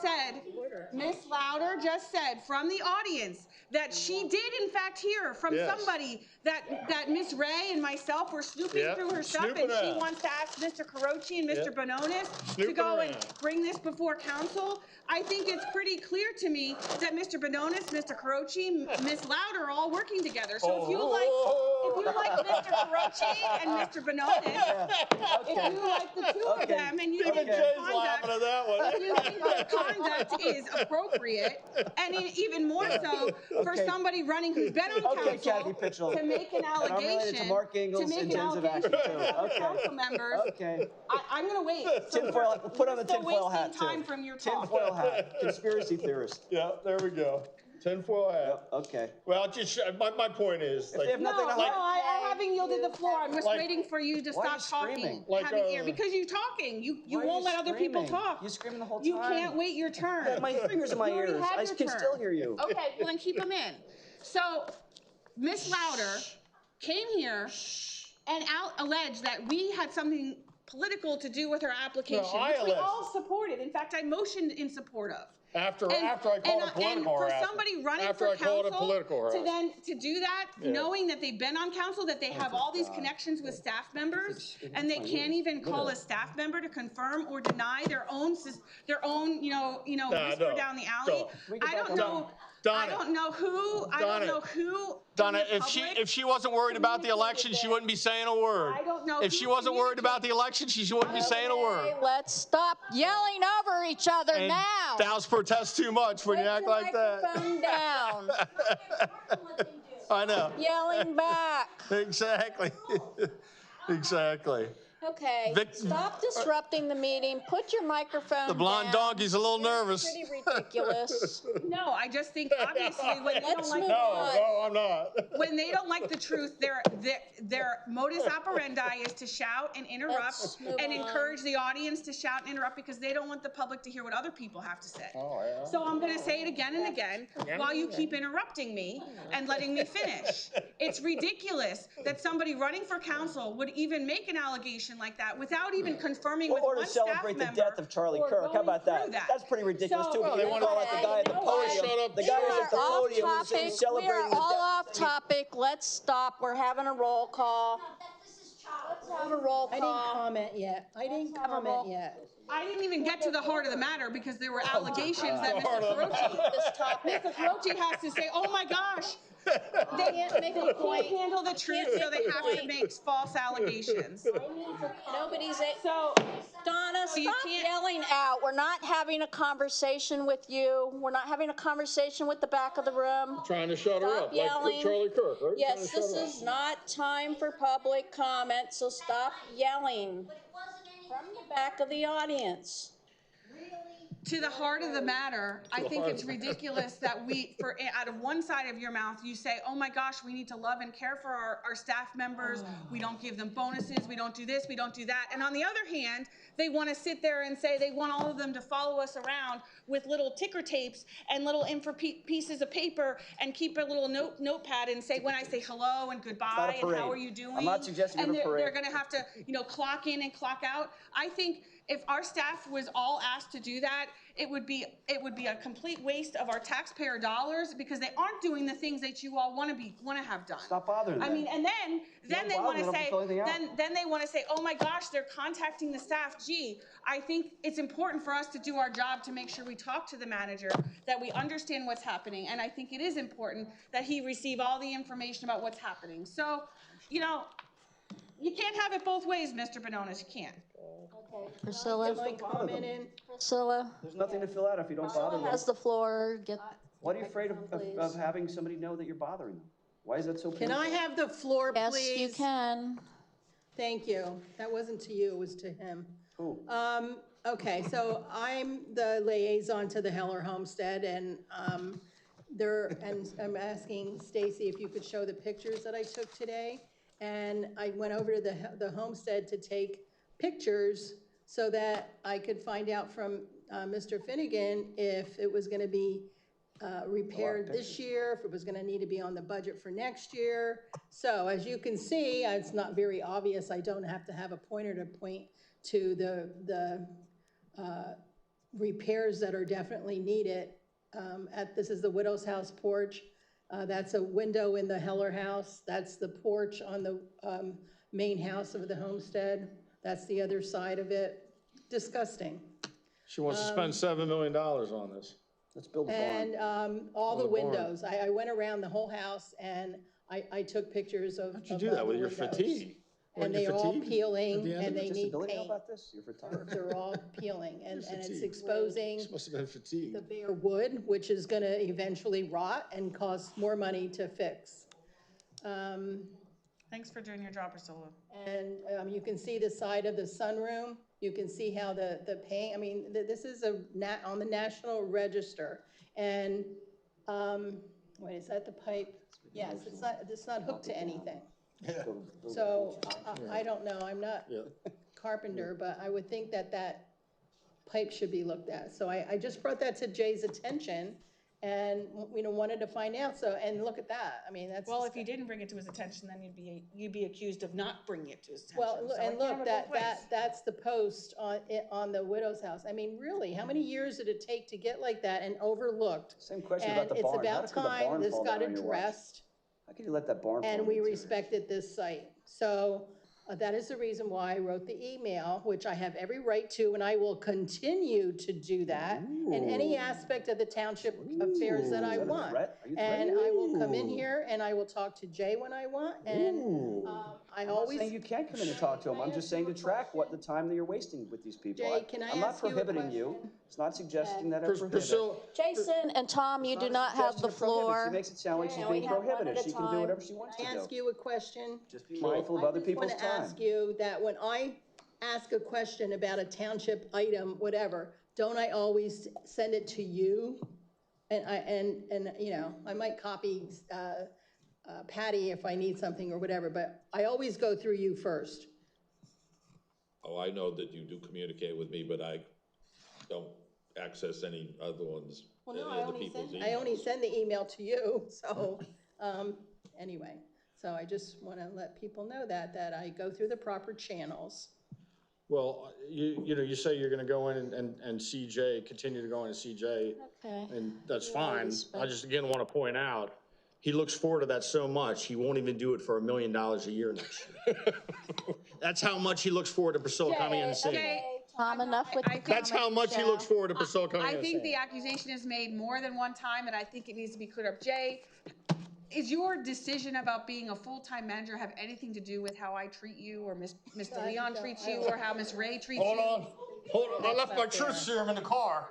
Hold on, I left my truth serum in the car, let me. Hypnotize him. You ready? I gotta Hypnotize him. Get the Okay, truth. can the Jay, comedian leave look the at the pen. building, please? You're Jay, look at the disrupting pen. the meeting. Look at the pen. Ridiculous. You just call for the roll. All right. Jay, I'd like to apologize for Victoria's badgering questions, completely inappropriate. Yeah, I think we're ready for a roll call.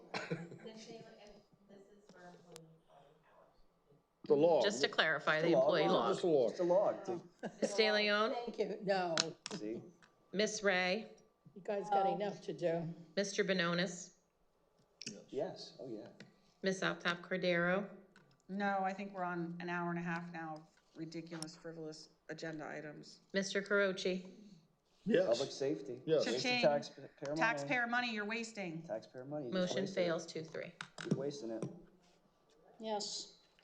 5I, discussion and approval of the 2026 minimum municipal obligation, MMO approval.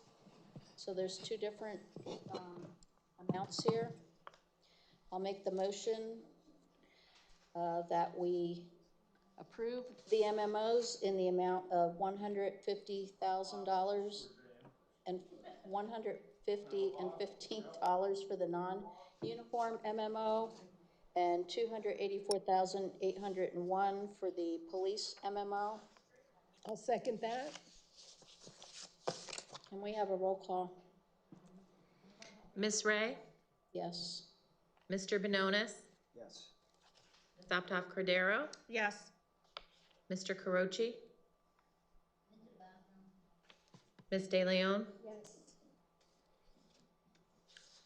Okay. motion passes 4-0. Mr. Carochi absent. Mr. Croce when he comes back. Okay. Okay, next item is 5J. This is Resolution 63, 2025, for the Northampton and Lehigh Counties Local Share Account Grant. The resolution was prepared to request a grant for the Lower Saucon Public Works Garage Addition. I'll make the motion. Are you okay? Are Yeah, you you okay? keep taking pictures of me, weirdo. What do you do with my pictures? The other, What do you do with those when you go home? I'll do it separate. Weirdo. All right, so I make the motion. Yeah, you keep taking pictures of me because you're a freak. We have the motion. Do we have a second? Second. We have a roll call. Mr. Benonis, Yes. Ms. Altop Cordero, Yes. Mr. Carochi is not here right now. Ms. De Leon, Yes. Ms. Ray, Yes. motion passes 4-0. Mr. Carochi absent.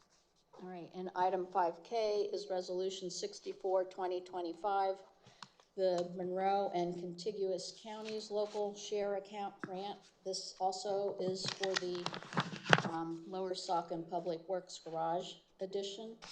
And I point out too, both the grant requests are for the amount of $500,000. I'll make the motion. I'll make that. Did you make the motion or?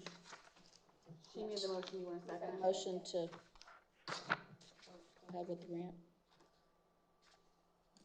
Did you second? Okay, roll call?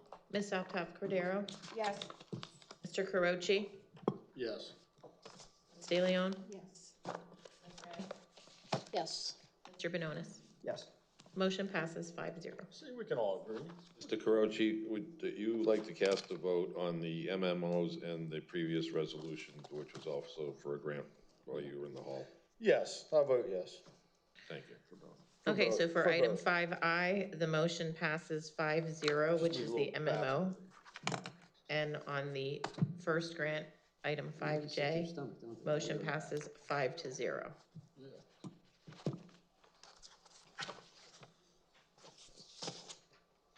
Okay. Next item is 6A, the approval of the September 3rd, 2025 council minutes. I'll make the motion to approve them. Second. I have comment on them. Mr., what's his name? Chump Hamburger? What's his name? Chad? Chump? Chad Hamburger. Hamburger. When he, Heimlicher. his comment is in here in full. And then when he left the podium, he proceeded to give Jason and me the finger.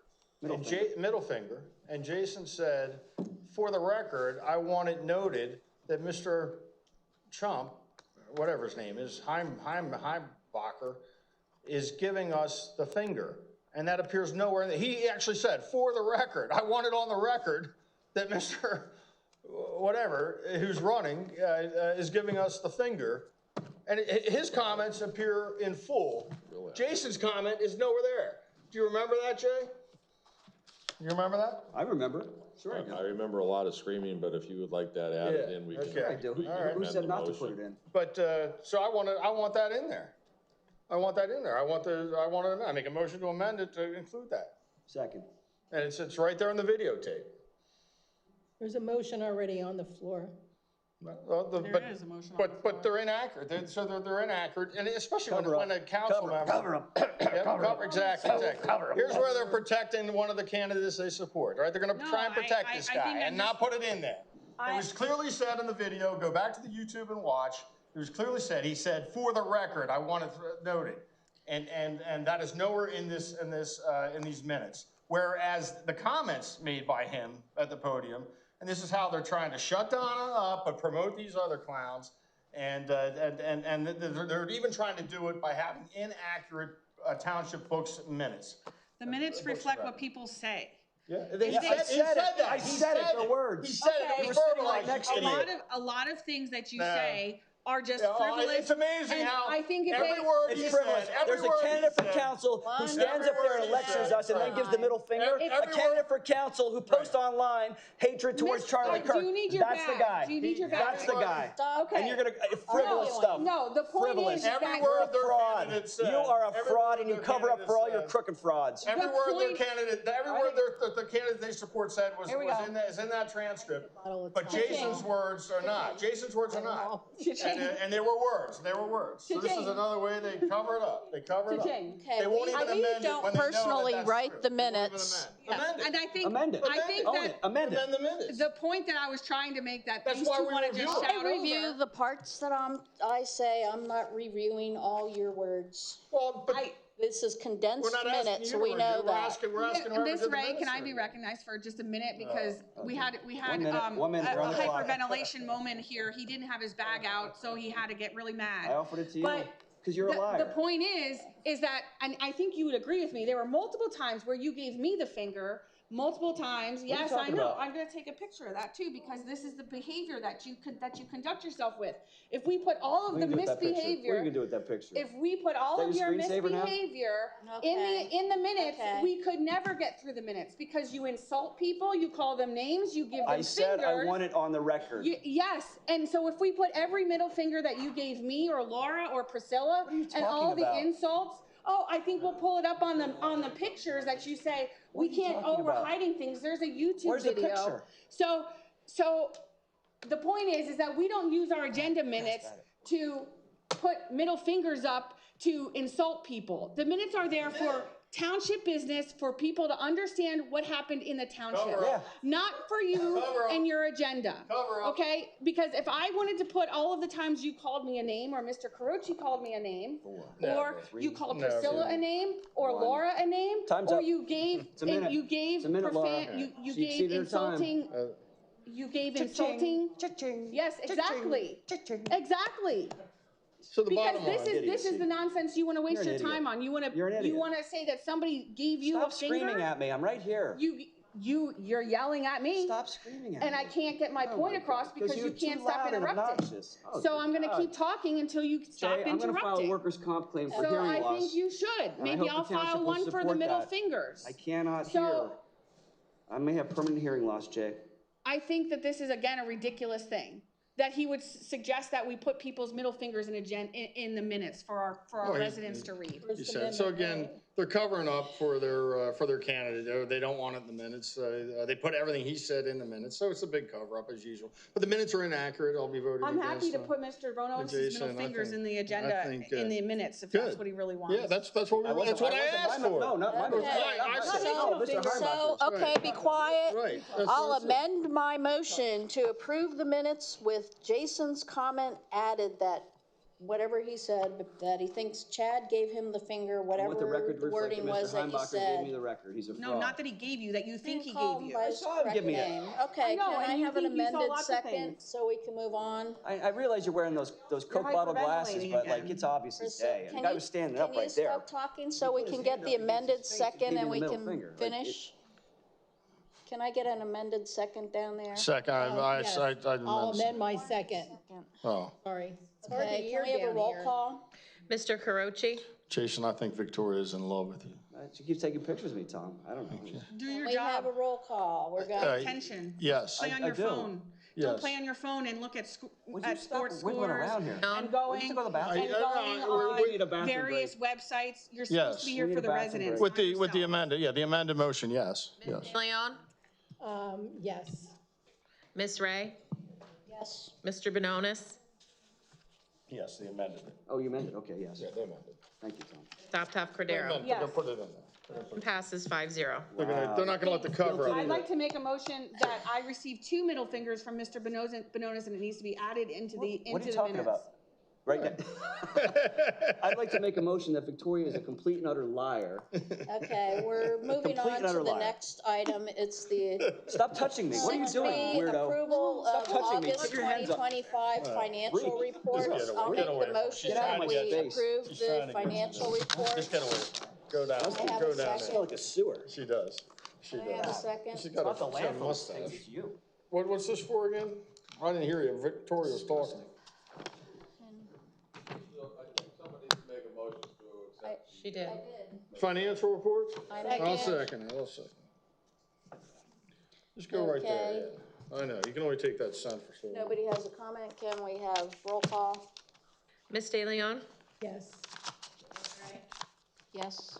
Mr. Benonis? I'm sorry, what's the motion? I was trying to delouse myself from Victoria. Approval of the financials. She probably has No. lights. Not paying attention. Because I had to move because of that. Stop Cordero? Yes. I'm telling you the reason why. Mr. Carochi? Yes. Paying attention because I was trying to move away from your discussion. Passes 4-1.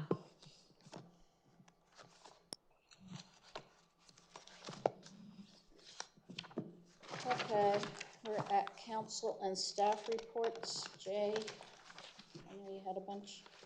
Thank you. Pleasure to accept the $1 million offer. Yes. That's a sunshine law violation, so we're not doing that. They do it all the time, Jay, don't worry about it. Somebody might sue, but they'll defend it. Jay, you're gonna read the fine print. You have to have lunch with Priscilla every day. Every day. No sign-in sheet either. Erin, just as mentioned by someone earlier tonight, Erin has completed the first of her 3 grant writing classes in September, which was A to Z grant writing. We have an opening in the Adopt a Road program. We're looking for someone from Bingen Road, from Old Mill Road to Reading Drive. Anyone interested, please contact Carol. Saucon Fire Rescue will have their car show this Sunday, 9/21, from 9 a.m. to 3 p.m., Lightsville Fire Station. The zoning hearing board for September 22nd and the planning commission meeting on September 25th has been canceled due to a lack of agenda items. Just to follow up again on the last meeting relative to the paper bins that were outside here in the parking lot. We've updated Facebook and Constant Contact, but the bins were placed here many years ago. I don't know exactly when. And Historical Society was getting a contribution based on the volume in there. The company stopped doing that a year and a half ago, 2 years ago. The bins stayed there, and then it became unprofitable for them because they are headquartered in somewhere down in Metro Philly. So we looked at additional alternatives. It would be impossible to install dumpsters here, 6 or 8 yard containers, because township staff would have no way to unload them. We don't have the right vehicle. So we have added the Bethlehem landfill which will take the paper as well. Their hours are Monday through Friday from 8 a.m. to 3 p.m. and Saturday 8 a.m. to 11 a.m. In addition to the two that were announced at the previous meeting, which is the Allentown Recycling Center and the City of Bethlehem. We did have one vendor that was willing to do it, and their price to come in here would be close to $600 a month as an expense to the township to have the 2 containers placed in our lot again. We'll take it out of your salary, $1 million. Okay. This e-cycling is on September 27th. There is flyers outside. Another reminder, the fall cleanup at the Bethlehem landfill is Saturday, October 18th from 8 a.m. to 11 a.m. Residents are encouraged and urged to come in and pick up your coupon so that you would have it to be used that day. It's not that far away. It's just about a month now. In front of you tonight, I left a thing that the Public Works Director put together of the Public Works major accomplishments in the last couple of years. And as highlighted on these projects, these are projects that customarily the township would need to, most townships put out to bid. They're not done internally, which in effect saves the township about 33%, because historically, if you bid a public project, whatever it would cost the normal consumer to have done on their property, it's usually about 33% more because of prevailing wages and the various acts within the state. There's been a lot of discussion at the last couple of meetings relative to minutes, so I put together a memo that outlines the requirements of the Pennsylvania Code, Title 4, Chapter 1 on minutes, and summary of the memo is basically our minutes as presented far exceed what's required by statute and far outside, exceed what is required under Pennsylvania's Sunshine Act. What does it say about giving the bird?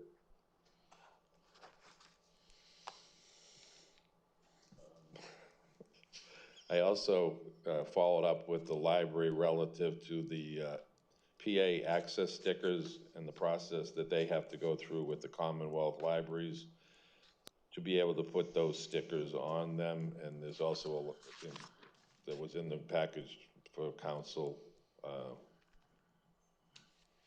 for this meeting. Jay, could I ask you a question? Sure. With regard to that memo, did somebody ask you to put together that memo with regard to the minutes? No, sir, I did it on my own. And how about with regard to the library sticker? Did somebody ask you to look into that? No, I contacted Ally. You contacted the Hellertown Library? Yes, correct. You didn't contact OCL though, right? Did I contact who? The Office of Commonwealth Libraries, the state?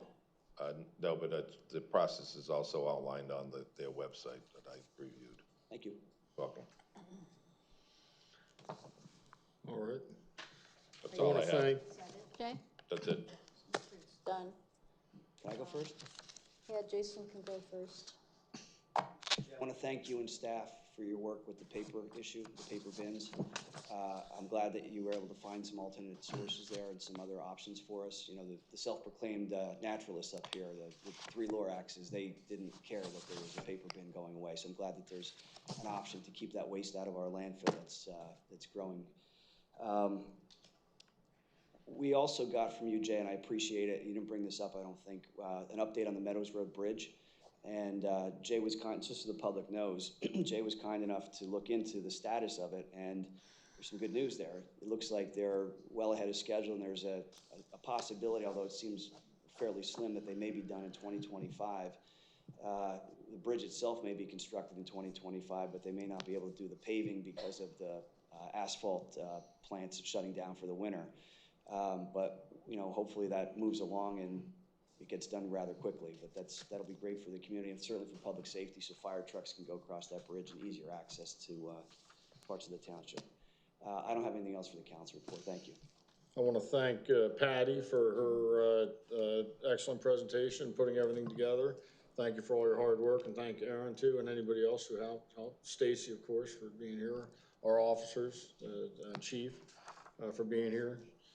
Jay, as always, thanks for everything. And you know, for the record, I did tell Jay that I'd like him to stay on permanently, and he said on the phone, not for $1 million. And so, you know, next meeting, I'm bringing my Bible, I'm swearing them in, putting them under oath, and we're going to find out. All right, good night. Thank you. Okay, Victoria. Thank you. I want to, as I try to do most of the time, I want to thank our Public Works and our police for all of their work that they've been doing over the past few months, especially over the summer with all the paving projects that we have, as Jay outlined. A lot of the work that they do is work that is above and beyond what most public works departments do in municipalities, and it saves our taxpayers money. I also want to thank the police officers for all that they do, especially in light of everything that's been going on and the heightened threats that people have been receiving and violent acts that have been occurring throughout the country, and especially today. So I will leave it at that. Thank you. Okay, do I go next? Yep. They want to meet with you guys again tomorrow morning. I can see the smile on your face. Really? Officer. Bring coffee. Probably bring coffee. Bring anything for them to bring. Okay, on September 10th, I attended a pension committee, and I have an update. The pension committee met to review the plan administration legislative updates, market performance, and the next steps for Act 49 implementation. The committee is updating plan administrator records to reflect leadership changes. The meeting minutes were reviewed and the session was recorded for transparency. Act 49 will be added to the statewide PSAP master plan, streamlining future updates. An actuarial review is underway. Act 44 was distributed to participating municipality and is due by December 6th. The MRT pension portfolio is performing well with a year-to-date return of approximately plus 10.8%. Strong equity markets are declining, and declining interest rates have contributed to gains across stocks and bonds. The portfolio remains diversified with investments in equities, fixed income, real estate, and infrastructure. A cost of living increase of 2.3 was approved for one officer based on inflation data. Another officer remains at their maximum benefit level. Council approved moving forward with Act 49 implementation. Required data is being compiled, and updates to ordinances and plan documents will follow. The next pension committee meeting is Wednesday, December 10th at 11. So this reflects the committee's ongoing commitment to responsible pension management, transparency, and long-term financial stewardship. So the committee's doing a great job, and I want to thank them for their efforts. And to you guys, Patty and Jay, thank you. Also, I met on Monday, the 15th, with the historian, and we went over a program that he wants to do in the township, highlighting different areas of the township, and we just kind of generally talked about different historic interests in the township. So this morning, December 17th, I met with the police department and their staff, and again, I want to thank the chief and Jeremy for arranging that, and I really appreciated it, and I hope I told somebody something that they didn't know before.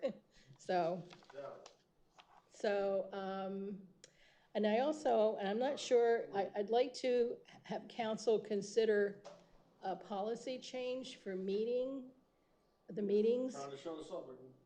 All agenda items should include supplemental information or they're not on the agenda. Residents cannot comment on no information. I'm thinking ahead about the residents. There was at least 5 agenda items here that residents couldn't even comment on because the agendas was blank, and I just think that's just disrespectful. So I don't know. Several residents commented on it, including Chump. Chump Steve? commented on it. Steve, is this a motion that I can make tonight, or does it have to be on the next agenda? Because it's, It should be on the next agenda. If that's what okay, you want. so then I'd like to ask Jay if you could include a consideration of a policy change to the agenda, and so that it's a requirement that if anyone asks to put something on the agenda, they need to provide supplemental information. And I want to thank Jay because our administrative code, and if I can find it, has language in there that Jay's responsibility as manager is to provide us with the agenda 3 days before and to include supplemental information. So if Jay has to do it, then anybody else that asks to be on the agenda should also do it too. So it's more work for you, Jay. Please give credit to Cheyenne Ryman, who stood up at that podium a year ago and asked for that exact thing that you're now trying to take credit for. Can you do that? Because you weren't the one that came up with this idea, Priscilla, right? So don't try to own it. Tell the truth. So, you're out of order, Jason. I'm not out of order. I'm calling you because you're claiming that this is your idea and it's not your idea. By not having the information. Right, come on, be honest with the public and tell them it wasn't your idea. And you just sat here and told us we didn't need documentation earlier yourself, so. Yeah, but she's trying to take credit for this idea and it's not her idea. It's called plagiarism. Okay. So, I think that's all I had. Thank you. All right. I have my notes. You must be fatigued, all that you did, so. So on September 4th, we had the Lower Saucon Fire Rescue Executive Committee meeting. Unfortunately, there was a death in the Eastern Fire Department, so one of our committee members had to cover duty over there, and our other citizen member was on vacation, so we had a limited board, but we did still discuss and go through the routine information. So the Lower Saucon Fire Rescue had 58 calls in August for a total of 563 for the year. So August was actually their lightest month of the year so far, which they kind of needed a break. They've had a lot. The Citizens Academy that they held last year, they were planning to hold it again this year. That's in conjunction with the Dewey Fire Company. There was not a big interest, so they decided to hold off and wait to recruit citizens for that for next year. They also noted that they had 2 new members join their department, and they also had several of their junior members complete, I believe, their firefighter 1 training. So that's a big deal because it's a lot of hours of training for the junior members to go through. On September 8th, I attended the Parks and Rec meeting. We held it out at the Preserve, and Jay also attended with us as a special guest. One thing that was noted, not sure if it got picked up in your notes though, was that the map and information at the kiosk is inaccurate. It was getting dark, so I didn't get to really check it out. So I'm not sure if maybe the pathways are mowed differently now than originally planned or something. So I don't know who can figure out or how easily you can figure out It was the how red to make and, a map correct. the red and blue tracks around the reserve were not shown correctly on the map due to the addition of some handicap features that allow people to transverse. Phil actually sent an email to Roger today to get it corrected. Okay, good, good. And then I know there was also discussion before, I think it came up again at this meeting about the rubber mulch that's used at the different parks. A lot of parents have complaints about that, and one of the members on Parks and Rec noted it, that the kids get really filthy when they're in this. So if anybody can find some sort of substitute for that, that's not as filthy, that would be awesome. And then on September 9th, we had our EAC meeting, and as you mentioned, we're having our electronics recycling coming up on Saturday, September 27th. It's from 9 to 12 here at the township offices, and then they post a flyer on our website that indicates the different types of items and the cost for each thing. And that's all I had for my reports. Steve, do you have a report? I do not. All right, so next we have public comment for agenda or non-agenda items. Anybody wants to come up?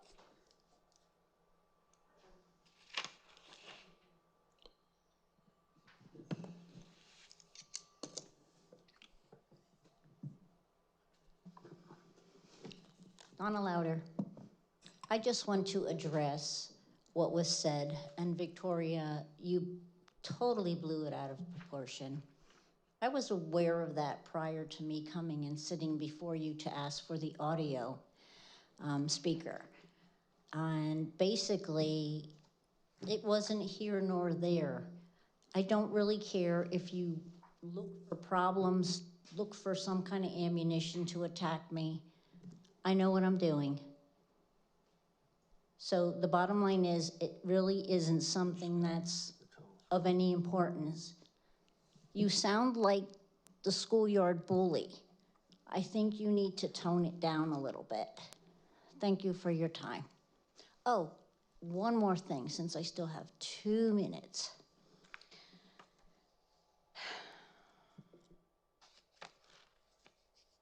Act 287. I think what you've done is taken away from the officers on the street. You say you support them, you respect them, you admire them. But what you did was you took training away from them. And there is documentation and articles out there that the federal government is paying for it. There are $50,000 sign-ons for these ICE officers. They're looking for police officers to sign on, and they will give them a $50,000 bonus. So yes, the federal government is very involved. So, I mean, why would you do that? Our officers are already involved with these ICE people, with these aliens. If you're allowed in this country and you're a resident, you won't have a problem with the police or ICE. If you came into this country the right way, and that's what should be done. Not. My concern is these people are in our township. Whether you want to believe it or not, they're in our township. And it's unfortunate. What saddens me is I hope that the children walking back and forth to school have some kind of supervision, because you don't know who they are or where they're at. Thank you. Thanks to the Democrats and Joe Biden. And also, they care more about the criminal Okay, aliens we're than they do on about the public residents. comment, than we're they not do about on the Tom's residents. comment. That's what they Do we do. have They care other more about the public criminal comment? aliens than they do about the residents, especially this bully right here. Anne Marie Slavic, Lower Saucon Township. Okay, number one, the landfill. Interesting how Victoria earlier said that she had to go with the solicitor's advice on the Steel Club land project, that she was beholden to him on that advice, and that would be her decision-making process for that project. But the funny part is when he went against the township on the landfill decision, made a decision on his own, or was coerced to do that by the council members in violation of the Sunshine Act, and then we were sued. So his judgment isn't always great. But we can see that there's definitely a political motive on the Steel Club. And I would just say this about the federal government, textbook Democrats in office always want to blame the federal government when they cut funding. That's your typical answer, because you sit there and you do nothing, and you just put your hand out and you want the government to give you money. And probably that's what a lot of Democrats do in their personal lives.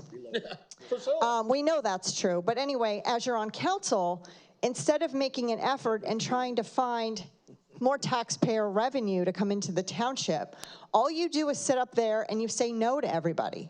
No, no, no, no, no. We don't need your money. We don't need your money, and let's close the landfill. But when the federal government stops funding, because we're tired of paying taxes, so we're happy that the federal government's cutting funding. That's what they should do. That's what we all voted for, the Republicans, by the way. Then you sit there and complain that the federal government's cutting. But you don't complain about, hey, where are all the businesses to come into Lower Saucon, build a building, open a manufacturing plant, open a landfill, and give us some tax revenue. Then you have a problem. Number 2, Heller Homestead. Priscilla, give some credit to other people. The Eagle Scout was up here, specifically said that was, the building was a problem, and there were something on the back porch that needed to be fixed. And now you're taking credit for that. You see all the problems with the Heller Homestead building. And you know other people told you that. And actually Cheyenne Ryman was up here last year, and Dave Boulan, and said that the windows were a problem there. But you're taking credit for everybody, for everybody's work. She does. Let's see. You wasted money, $41,000 on a study for the Heller Homestead barn. So there's your wasting money, Victoria. Let's see. Victoria, your friends get up and they talk about all the names that you're being called at these meetings. So don't worry, somebody is recording that, and they're repeating it over and over again. In fact, I'm surprised she didn't come up here and say it already. And also, that's being put in the morning call as well. So all the name calling, she's approaching. all the name calling is being recorded. I guess that's it. I would be careful of the township council candidate that comes up here and maybe makes comments on Facebook about people being murdered and how he shouldn't have been murdered, but. Have more people waiting to talk. I know. Yep, okay. And I just want to make the comment that You've gone over. careful of the township council candidates that are speaking against ICE, because one of the problems is it's not just an issue with crime, it's also a resource drain on our community. And what is the definition, everybody, of law enforcement? I need to. What's the definition of law enforcement? Over, can you sit down, please? Oh, always trying to See, shut up it's like people anybody with being opposing views. disrespectful. They're It's always very they're hard always to trying to control shut people up with disrespect. opposing views. Understand that. I understand Always that. trying to shut people up. I just want to make sure you all know the definition of law enforcement. Okay. That's enforcing the law. You might not like it, but that's what they're supposed to do. It's a federal crime. Those people committed a federal crime. Therefore, federal officers will come into our community and take action, and they should. Okay. And we should support them. That's right.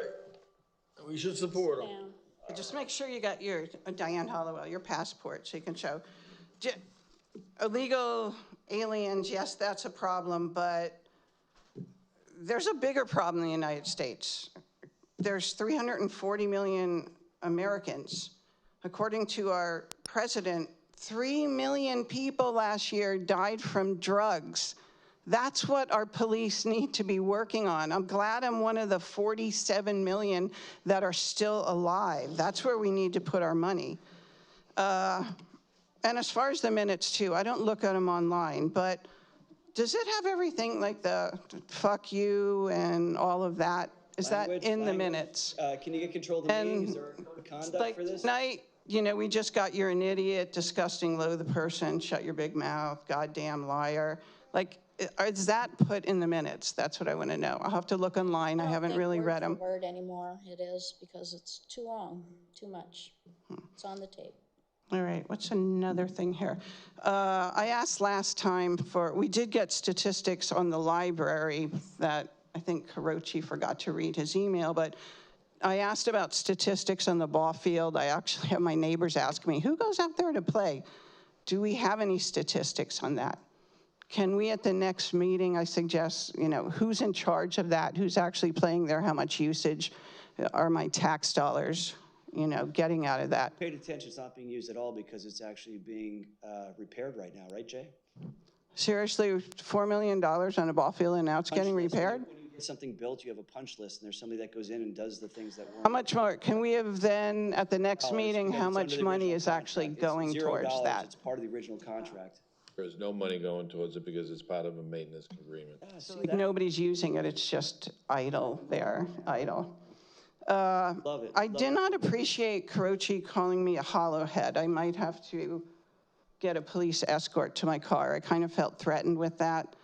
I will probably go file another report as I did with Bononis. And I think that's it. I filed a report on you. I didn't hear about it. I can't wait to hear about it.